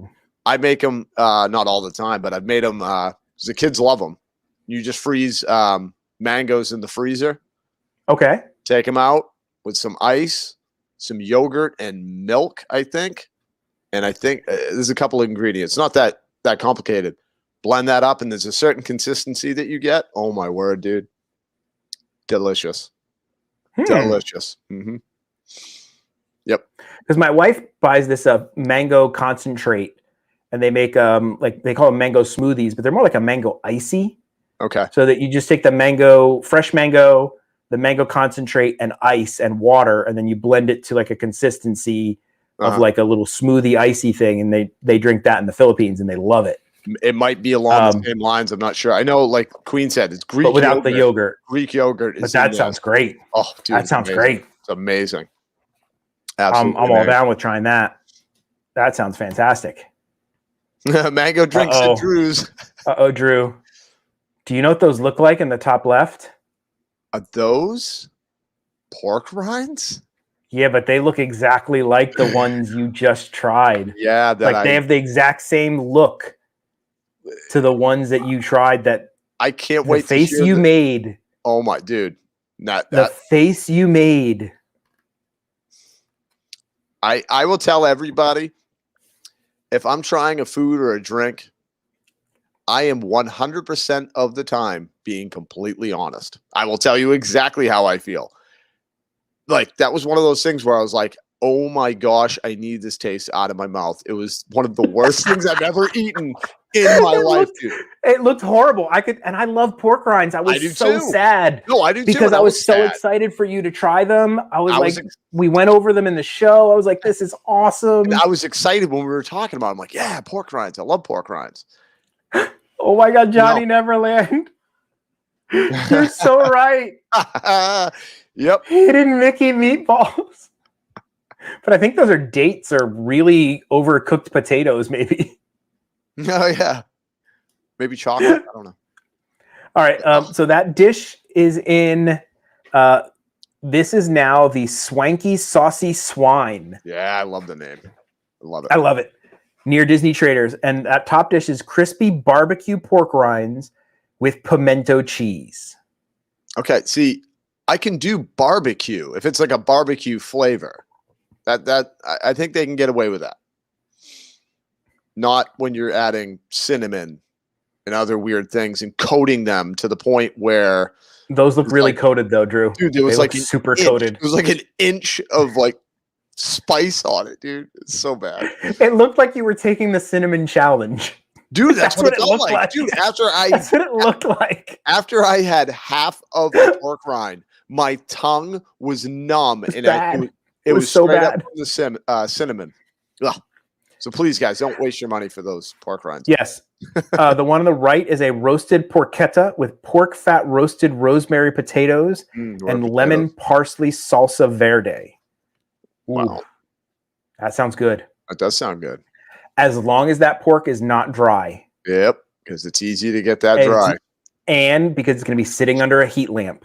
Good point. If you get one that's been sitting and it's not fresh right out of the thing, that could be dicey. That could be hit or miss. Yep, I agree. And I can see where one person's going to try it and be like, this is the best dish I ever had. And another person's going to try it and be like, this is horrible. Yeah, kind of like it's because it's going to be done in the doneness. Like pork belly, dude. Same deal. Yep. Looks and good. then, these I'm 100% needing to get. Soy glazed sticky ribs with green onions and peanuts. But the reason I need to get them is because I can almost guess that those are going to be spicy. Look at those red peppers that they've got sitting on the top there. Yeah, you're right. Yep. Yeah. They're not saying it's spicy, but I bet you that's spicy. Yeah, I think so. I hope so. It's funny though; they don't even look like ribs from here. Like in the picture, No. it doesn't look. It almost looks like a dessert. Yeah. But looks good. Oh, this one is going to be, I think this is going to be popular because people are going to be trying it for the, I've never had that. I did not get to try any of the pork rinds. They never made it to me. They didn't save me any. They made it to the trash. Straight in the trash, man. But this one, I think a lot of people are going to want to try just because they're like, you know what? I'll never try this anywhere else. Crispy pig ear salad with fire roasted tomatillo sauce, pickled red onions, queso fresco, roasted corn salsa, and avocado cream. That all sounds delicious. Because I think a lot of people never will eat the pig ear. Right. And I think this might be, they'll be like, you know what? I'll be adventurous. Yeah. I'm going to try something I would never go out in my way and get. Right. And you know what? That's why I love these festivals. You know? Yeah. Because you can get a little dish of something that you would never try. Yeah. But I'll guarantee you that's going to be delicious. Yeah. I've never had pig ear, but I don't see why I wouldn't like it. No. They make a dish called sisig in the Philippines, which is basically like the head of the pig that they boil down and like all the cheek and everything basically, and then they chop it and like it's like the whole face and head of the pig, and then they dice it with onions and peppers and all the spices, and it comes on a sizzling plate. Oh my god, it's so good. Well, and I've heard a lot of cultures, like a lot of, you know, like in Iceland, I know they take like the goat head, and I know, like you're saying, with the pig head, and they say the meat in like the cheek area is amazing. Like that is like all that stuff in that area right there is just so delicious. Yeah. And a lot of people wouldn't. It's like face bacon. Face bacon. That is the quote of the night. I'm eating the face bacon. Quote of the night, Chad Jackson. Face bacon. Face bacon. I love it. I love it. Ah, that's so good. Yes. Okay, so that takes care of that. Oh, we're through another page, you guys. Woo! We're doing it, everybody. All right. Oh, this one is one I like. Hawaii. I love Hawaii. We went to Hawaii, and I love Hawaii. We went to Oahu, and it's just amazing. I love that island. The food, the place, it's great. Now, is that one of the bigger islands? Is that one of the bigger islands? Oahu's the big one. Yeah, it's the big island. That's the big island, I think. Yeah. That's the tourist island that everybody thinks of when they think of Hawaii. It's pretty much Oahu, and then like Maui, I think, is like the other one that everyone thinks of. Gotcha. So that is a Kahlua pork slider with sweet and sour dole pineapple chutney and spicy mayo. It all sounds delicious. Get in my mouth. Get in my belly. Then you got teriyaki glazed Spam hash with potatoes, peppers, onions, and spicy mayo. I make that at home. Dude, give me the Spam, dude. I love Spam. Filipinos love Spam, and yes, they do. we eat Spam like all the time. I love Spam. Spam's good. And then you got tuna poke with eel sauce, spicy mayo, and crispy shrimp strips. Oh my! I'm eating everything at this entire booth. Yep, I think so. Please tell me that's pineapple dessert. That is a passion fruit cheesecake. Okay. With toasted macadamia nuts. That Dude, sounds delicious. That does, and I love macadamia nuts. Dude, I'm gonna be like, you're gonna roll me out of this place. This right here, I think, is probably the best one that I've seen with 4 items. You know what I'm saying? 4 solid ones. Solid. Where you could just be like, you know what? I will have one of everything. One of everything. We might have to do that because that looks good. Oh, yeah. Lighter, man. Yeah. That sounds great. And for those of you who drink, they have the Kona Brewing Company IPA. And I've a Florida Orange Grove sparkling pineapple wine. Never heard of that. A pineapple wine. Never heard of that. Almost doesn't make sense, but interesting. But this is, I think you're right, Drew. This is like every single one is a winner. No, like none of them you're like, it's okay, I might try it. Like they all are like, I've got to try them. And then we go to Applebee's. And then what is the slogan? Where you're a friend in the neighborhood or something like that? you've got a friend in the neighborhood or something. You got a friend in me. I don't know. Somewhere in the neighborhood. I don't know. And these are going to be like $600 because have you heard there's like a wing shortage in the country? Yeah, I did hear that. And like the prices of like chicken wings have gone through the roof. Yeah. To the point where like that restaurant Wingstop has now like made like a side offshoot called Thigh Stop where they're trying to like sell chicken thighs because chicken wings are so expensive. Yeah. It's just so funny to me too. Like whoever realized like, cause wings are only good as the sauce that you douse them in, really. Yeah. Like, you know what I mean? Where it's like, who was the brilliant person that goes, dude, we got all of these wings that we can't get rid of. Yeah. And they figured out how to do it. And now it's just funny how everybody's like, wings are the best. And I'm like, right. I love a good wing, but you get like tiny bit of meat, man. I'll eat wings. Okay. There's a place called the Brew-Wing Experience. This is your booth, the Brew Wing. The Brew Wing. You get garlic parmesan, barbecue, teriyaki sesame, traditional buffalo, mango habanero, or a cheese flatbread or a pepperoni flatbread. This is for this booth is for your friend who comes to the Food and Wine Festival who's like, I don't eat any of that stupid stuff.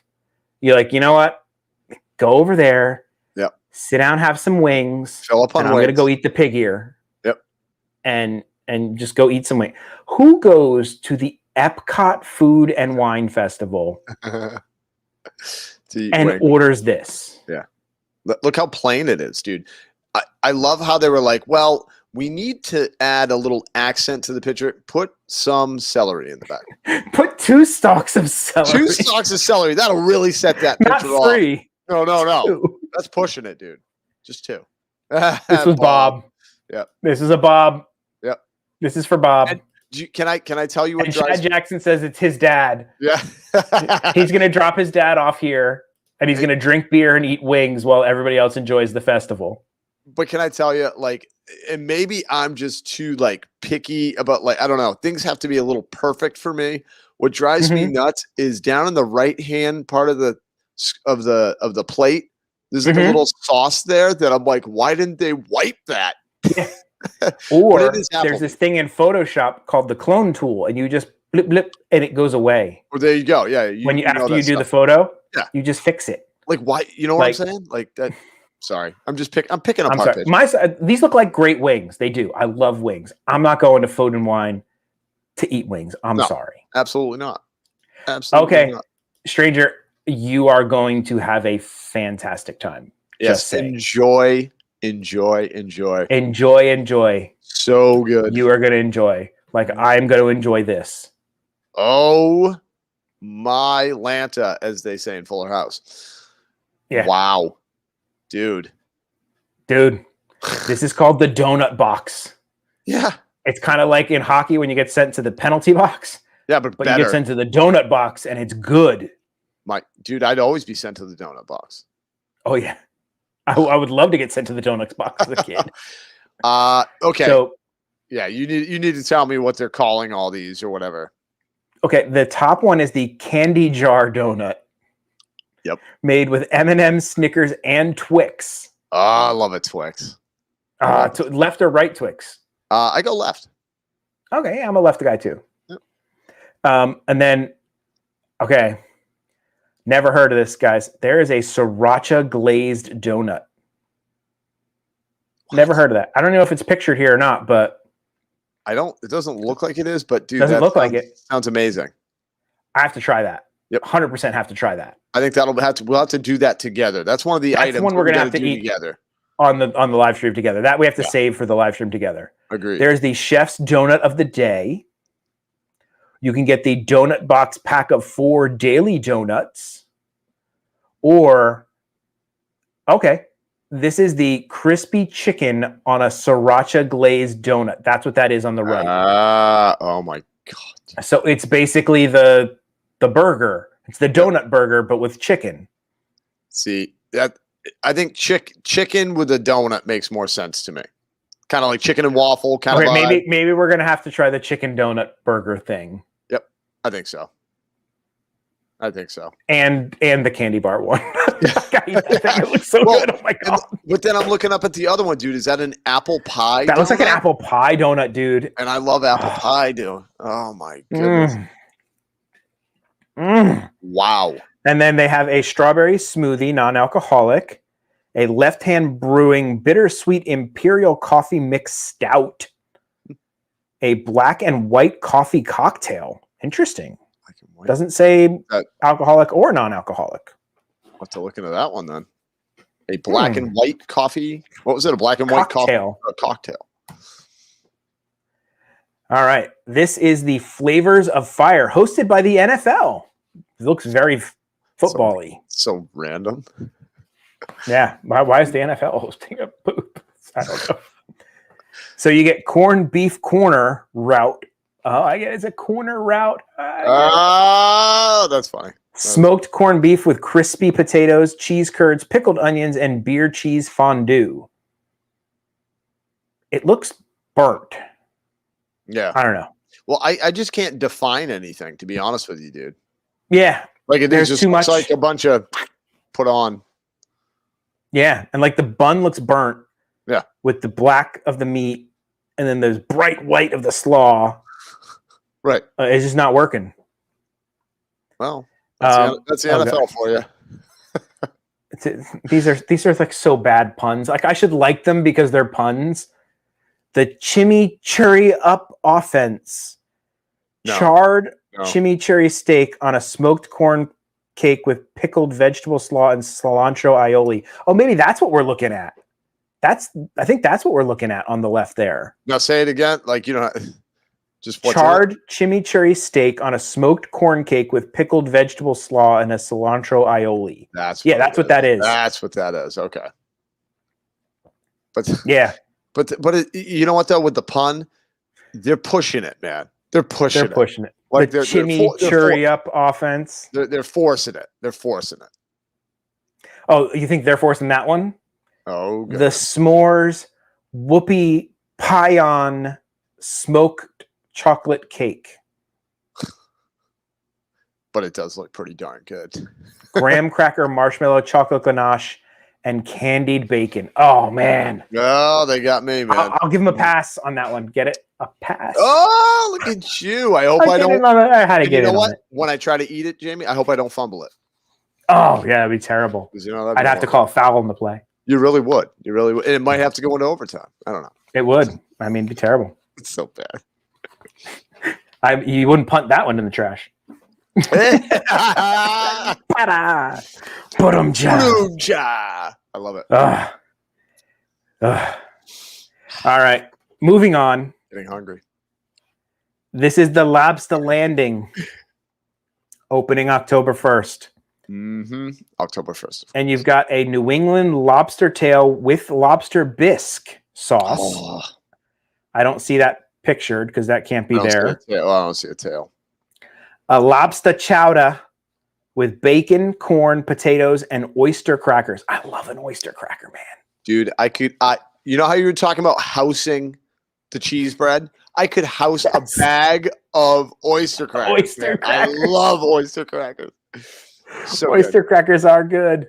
Okay, and then the other one is a baked lobster dip with Old Bay chips. Ooh. All right. That sounds good. That does sound good. Well, pretty much. I want to know why they didn't take a picture of this lobster tail with lobster bisque sauce. Why is that not pictured? Yeah. Well, and how is it cooked? Do you know? Is it like that doesn't say, it just says no. I got no info. Because I love a grilled lobster tail, man. Oh, grilled, yes. Yes, definitely grilled. So good. All right, we are the Mac and Eats opening October 1st.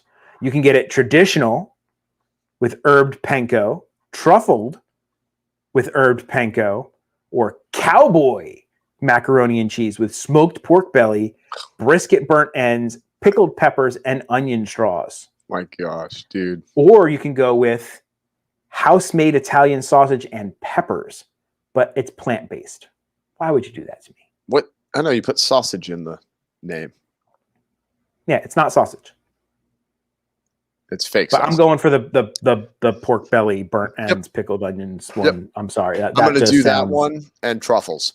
And the truffles. The one up front is the truffle, and the one to the right is the other one, and those are both coming home with me. Yep. Those are delicious. They sound great. They really do. I love a mac and cheese, by the way. It's so good. Mm-hmm.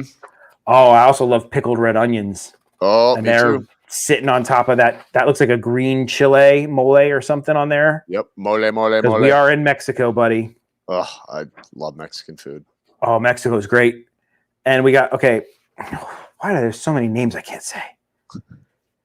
Chilaquiles con chorizo, crispy corn tortillas tossed in salsa verde and Monterey Jack, cheese topped with crema mexicana, queso cojita, pickled onions, and ground chorizo. Ooh, that's the one on the left, and I'm getting that. Chorizo, man. Oh, so good. Chorizo's the best. Oh, it's so good. So good. And it doesn't say plant-based. No. Thank God. I don't think they mess around like that in Mexico. They're like, yeah, no. Ooh. Drew. Yeah. Taco de ribeye. Mm-hmm. Shaved ribeye. Red onions. Poblano peppers. On a corn tortilla with ranchera salsa, cotija cheese, and chives. This is a new dish. It looks... That's just going to be amazing, dude. Both of these are new. They've never been there. Looks so good. And we totally have to eat this. Mm-hmm. Oh, Trad, I wish I could mail some. I don't know if they're real Italian plants. Is that real Italian plants, that is? Oh, man. I would love to mail some food to Texas for you, buddy. I would literally like to just take this out of here and eat it right now because... This looks so good right now, man. So good, dude. All right, and we are moving on to... Oh, we got through another page. All right, we are moving on, folks. We're getting there. We in France, Jamie? We are in... Let's see, that was Mexico. Hawaii. Let's see, beverages. France. We are in France. We're in France, man. And this is a beignet à trois fromages. Warm beignet filled with 3 cheeses. New. All right. Croissant aux escargots. So good. Escargot croissant with garlic and parsley. I've had that before. I've had it every time I go and they have it. I'm on it, man. It's just good. The croissants there are ridiculously, they're perfect. And now they've got, this is new. Coq vin, pommes dauphine. Chicken braised in burgundy wine with bacon and puffed potatoes. Ooh, that sounds good. Mm-hmm. Is that bottom left one? That's that bottom left one. Bottom left one. And I love the little pearl onions on there. Oh, I love pearl onions, dude. And then we've just got a traditional creme brulee with Grand Marnier. Contains alcohol, though. So I don't know if they burned it off. It should be burned off in the cooking process. That's what I would think, but because I mean, it says contains alcohol, but I mean, they're not gonna like. You have to be 21 to buy a creme brulee. No, yeah. Well, that's what I was gonna say. Like, is it? It must have alcohol in it, but they burned it off or cooked it out. Cooked it out. Maybe they just have to say that they did it. Yeah. All right, Italy. Yeah, say it. All right. These are new. Mezzalune croccanti, crispy half moon breaded mozzarella filled ravioli with pomodoro sauce. Oh, looks so good. Oh, those sound so good. Oh yeah. Deep fried wrap. Basically, they went with, and they're deep fried ravioli people. Yep. Ravioli is amazing on its own, let alone deep frying them. Deep fried ravioli. I mean, wow. Mm-hmm. And then the other ones are bombolini, cream-filled Italian donut with raspberry sauce and powdered sugar. Yes, please. All right. Yes, please. Yes, please. I'll take 3 of them. Yes, please. Here's my money. And we are almost done. We are getting there. We are like almost done, guys. We are moving on to Japan. Ooh, little pot stickers there. Yeah. Mm-hmm. Pan-fried chicken dumplings with house-made sweet and spicy sauce. Oh, yeah. Oh, yeah. Right to my heart, man. And then this one on the right is new. It's a Zeran beef bao bun. Grilled beef with cumin. Ooh. Yes. I mean, a lot of cumin in Chinese food. That sounds good. Yeah. And a bao bun, dude. You know how we the bao buns are the best. We went and ate bao buns once. There should be a vlog somewhere with us on eating a bao bun. Yeah. I don't know whose channel is on. Somebody's channel. I think it might be yours. Might be on mine. We might have to pull that up, dude, at some point. Yeah, because that was fun. Here. That was awesome. When we went to East End Market and we ate that stuff was good. And we need to go and do stuff like that again. Yes. More eating. And then there's another one that's not pictured, but I need to eat. Crispy fried pepper shrimp with spicy Szechuan noodles. Ooh. Yeah. Give me that. Give me all 3 of those. And then we've got a mango bubble milk tea, Assam black tea whole milk, and mango syrup, non-alcoholic. Mm. That sounds good. I'd go good with the all right. bun. Japan. Thank God they got rid of that frushi. That stuff was horrible. I never had the frushi. I never had it. You saved yourself. Yeah. Terrible. Yeah. It was probably as good as those pork rinds.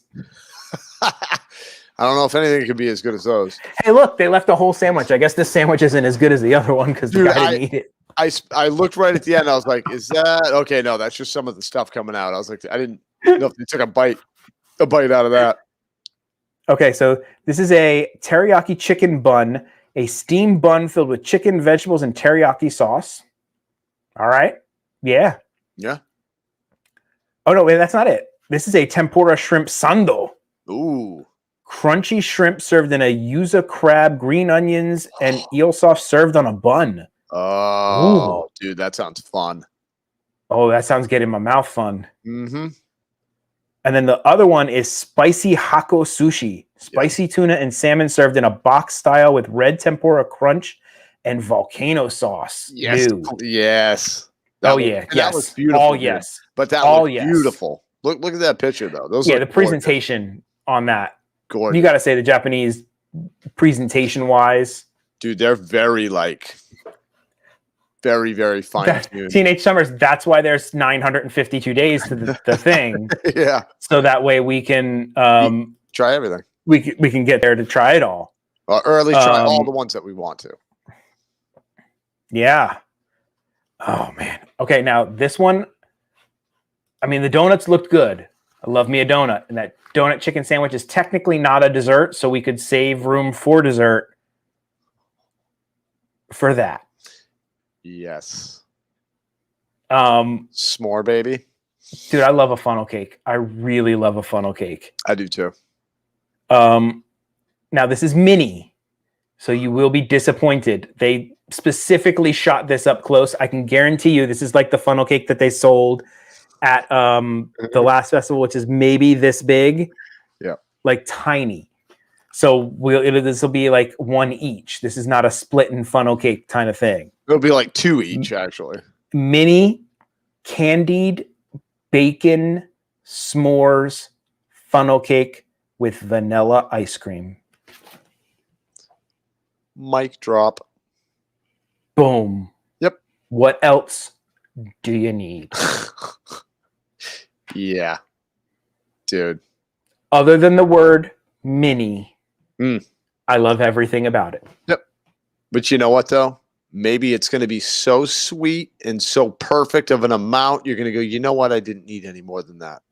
I'm just saying that, but I know that's not the truth. But Liar! Liar! Liar! I'm not a witch. I'm not a witch. I'm not a witch. He said true love. To blame. To blame.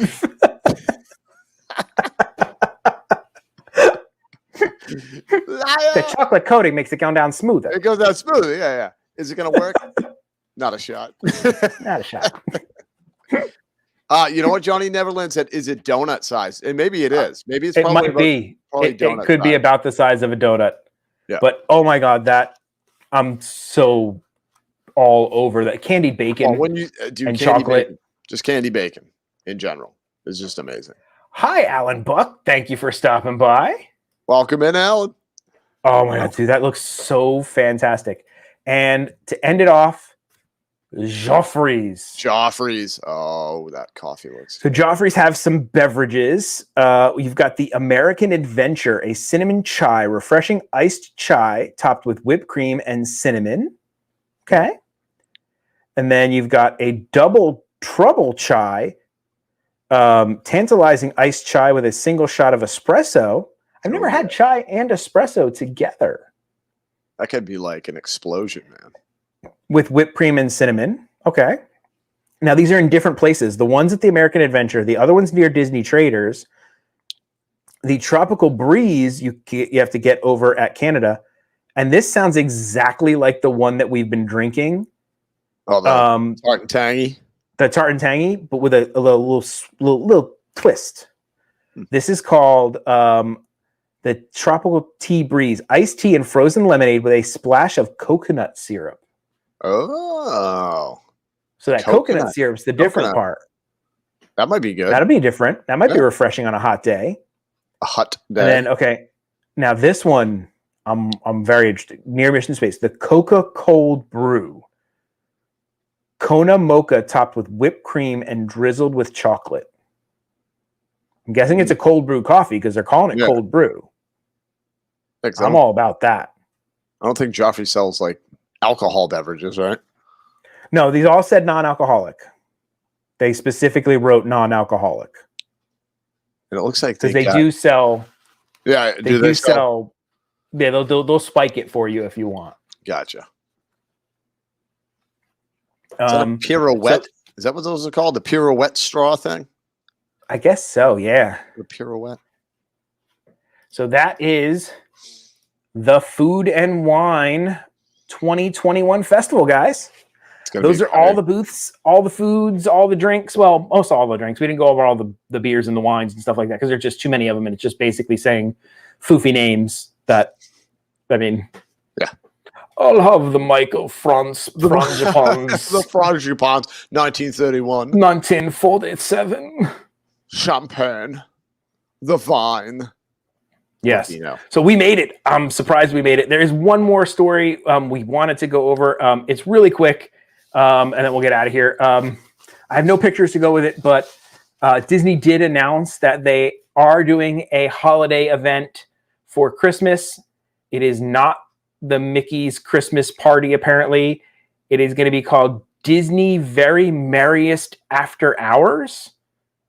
A terrible name. Terrible name. Select nights through November 8th through December 21st. Now, here's what makes me mad.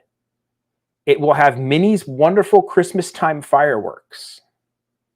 Why are they not doing special fireworks for Boo Bash? Right? Why does the Christmas one get special fireworks and Boo Bash is not? I was venting a little bit on my own head about the whole no fireworks for the whole Boo Bash thing. Mm-hmm. And it drives me nuts because I want an explanation. You're bringing back bringing Harmonious. You brought back Epcot Forever.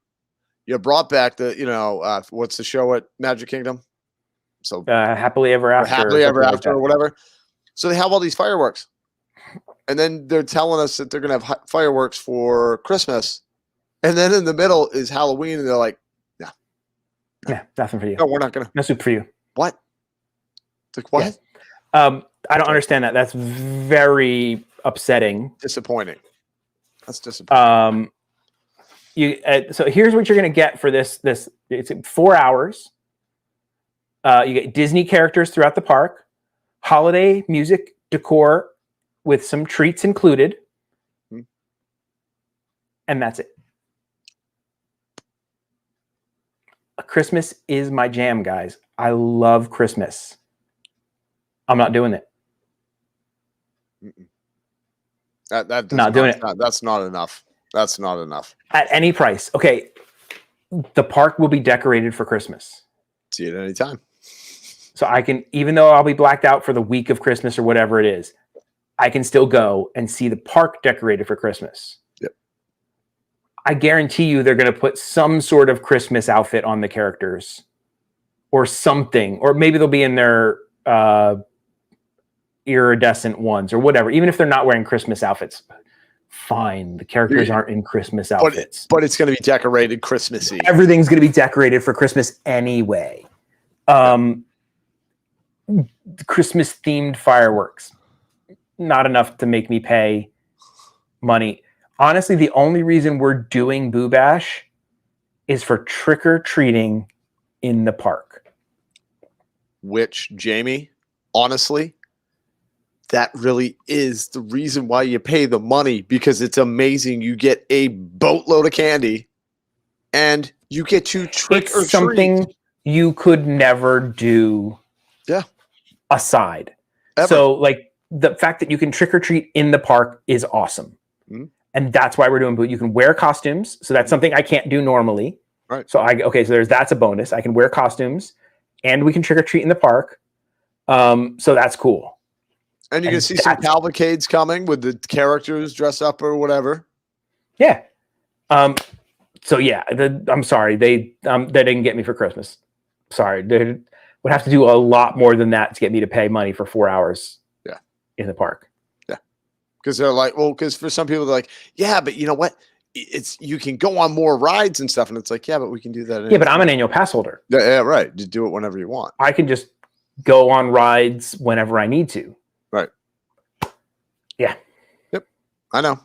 But honestly, and I've said this before, even when the Christmas party was full, doing the thing, and Halloween was full, I always thought the better deal was the Halloween one over the Christmas. There's more involved in Halloween. There's costumes and trick-or-treating, which there's none of that bonus-ishness. Yeah, it's like a to bonus the Christmas thing. part. Right. It's like those are the things that you get that you can never do in the park. Right. Like you said. But if it was like the only way to meet Santa at Disney was to do at this thing, but they let you meet Santa at Disney normally. Right. So it's not like, sorry guys. There's nothing to get you. There's nothing to get you. They're not getting my money on that one. Even as a vlogger, just to vlog it. No. I'm not gonna. I've spent way too much money already. Yep. If they invite me, I'll do it, but I'm not gonna pay. Yeah, if they invite me, I'll do it. But no. So, not gonna pay. All right, guys, make sure your notifications are on. Make sure you are subscribed here. Dad Got Parks, Drew in the Moment, all the subscriptions, all the notifications, so you guys can figure out, when we're going live, whenever this happens. Drew will be live tomorrow in the morning-ish, afternoonish, somewhere-ish time, and then I'll jump in the end there, and then we'll both go live sometime late afternoonish till mid-evening on this channel. On this channel, the Dad and Drew Show. Congratulations to our winner. We will be sending this out. And if you guys enjoyed that, let us know. Yeah, we plan on doing that again. Let us know once again. Let us know in the comments. We'll do that once a month, and we'll do a giveaway. So we'll be looking for another movie, and we'll have a new guest coming up. So we're looking for our next guest. So we'll have a guest once a month. We'll do the giveaway, acting once a month. So we're going to try to mix it up. We We have the next one that's coming up is going to be our stupid food challenge, where we're either going to get something hot or bad or something. So that's coming up. And we're already doing a to-go show where we're going to go out and do some stuff.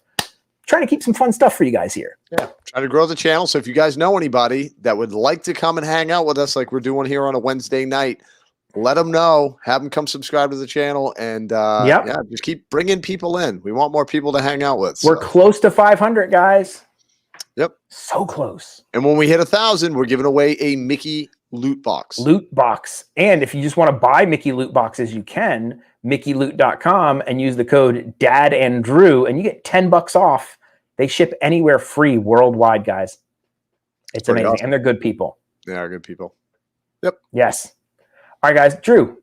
Yeah. What's the only way to live? There's only one way, Jamie. It's in the moment. And that guy doesn't do outros ever. So that's it. That's it.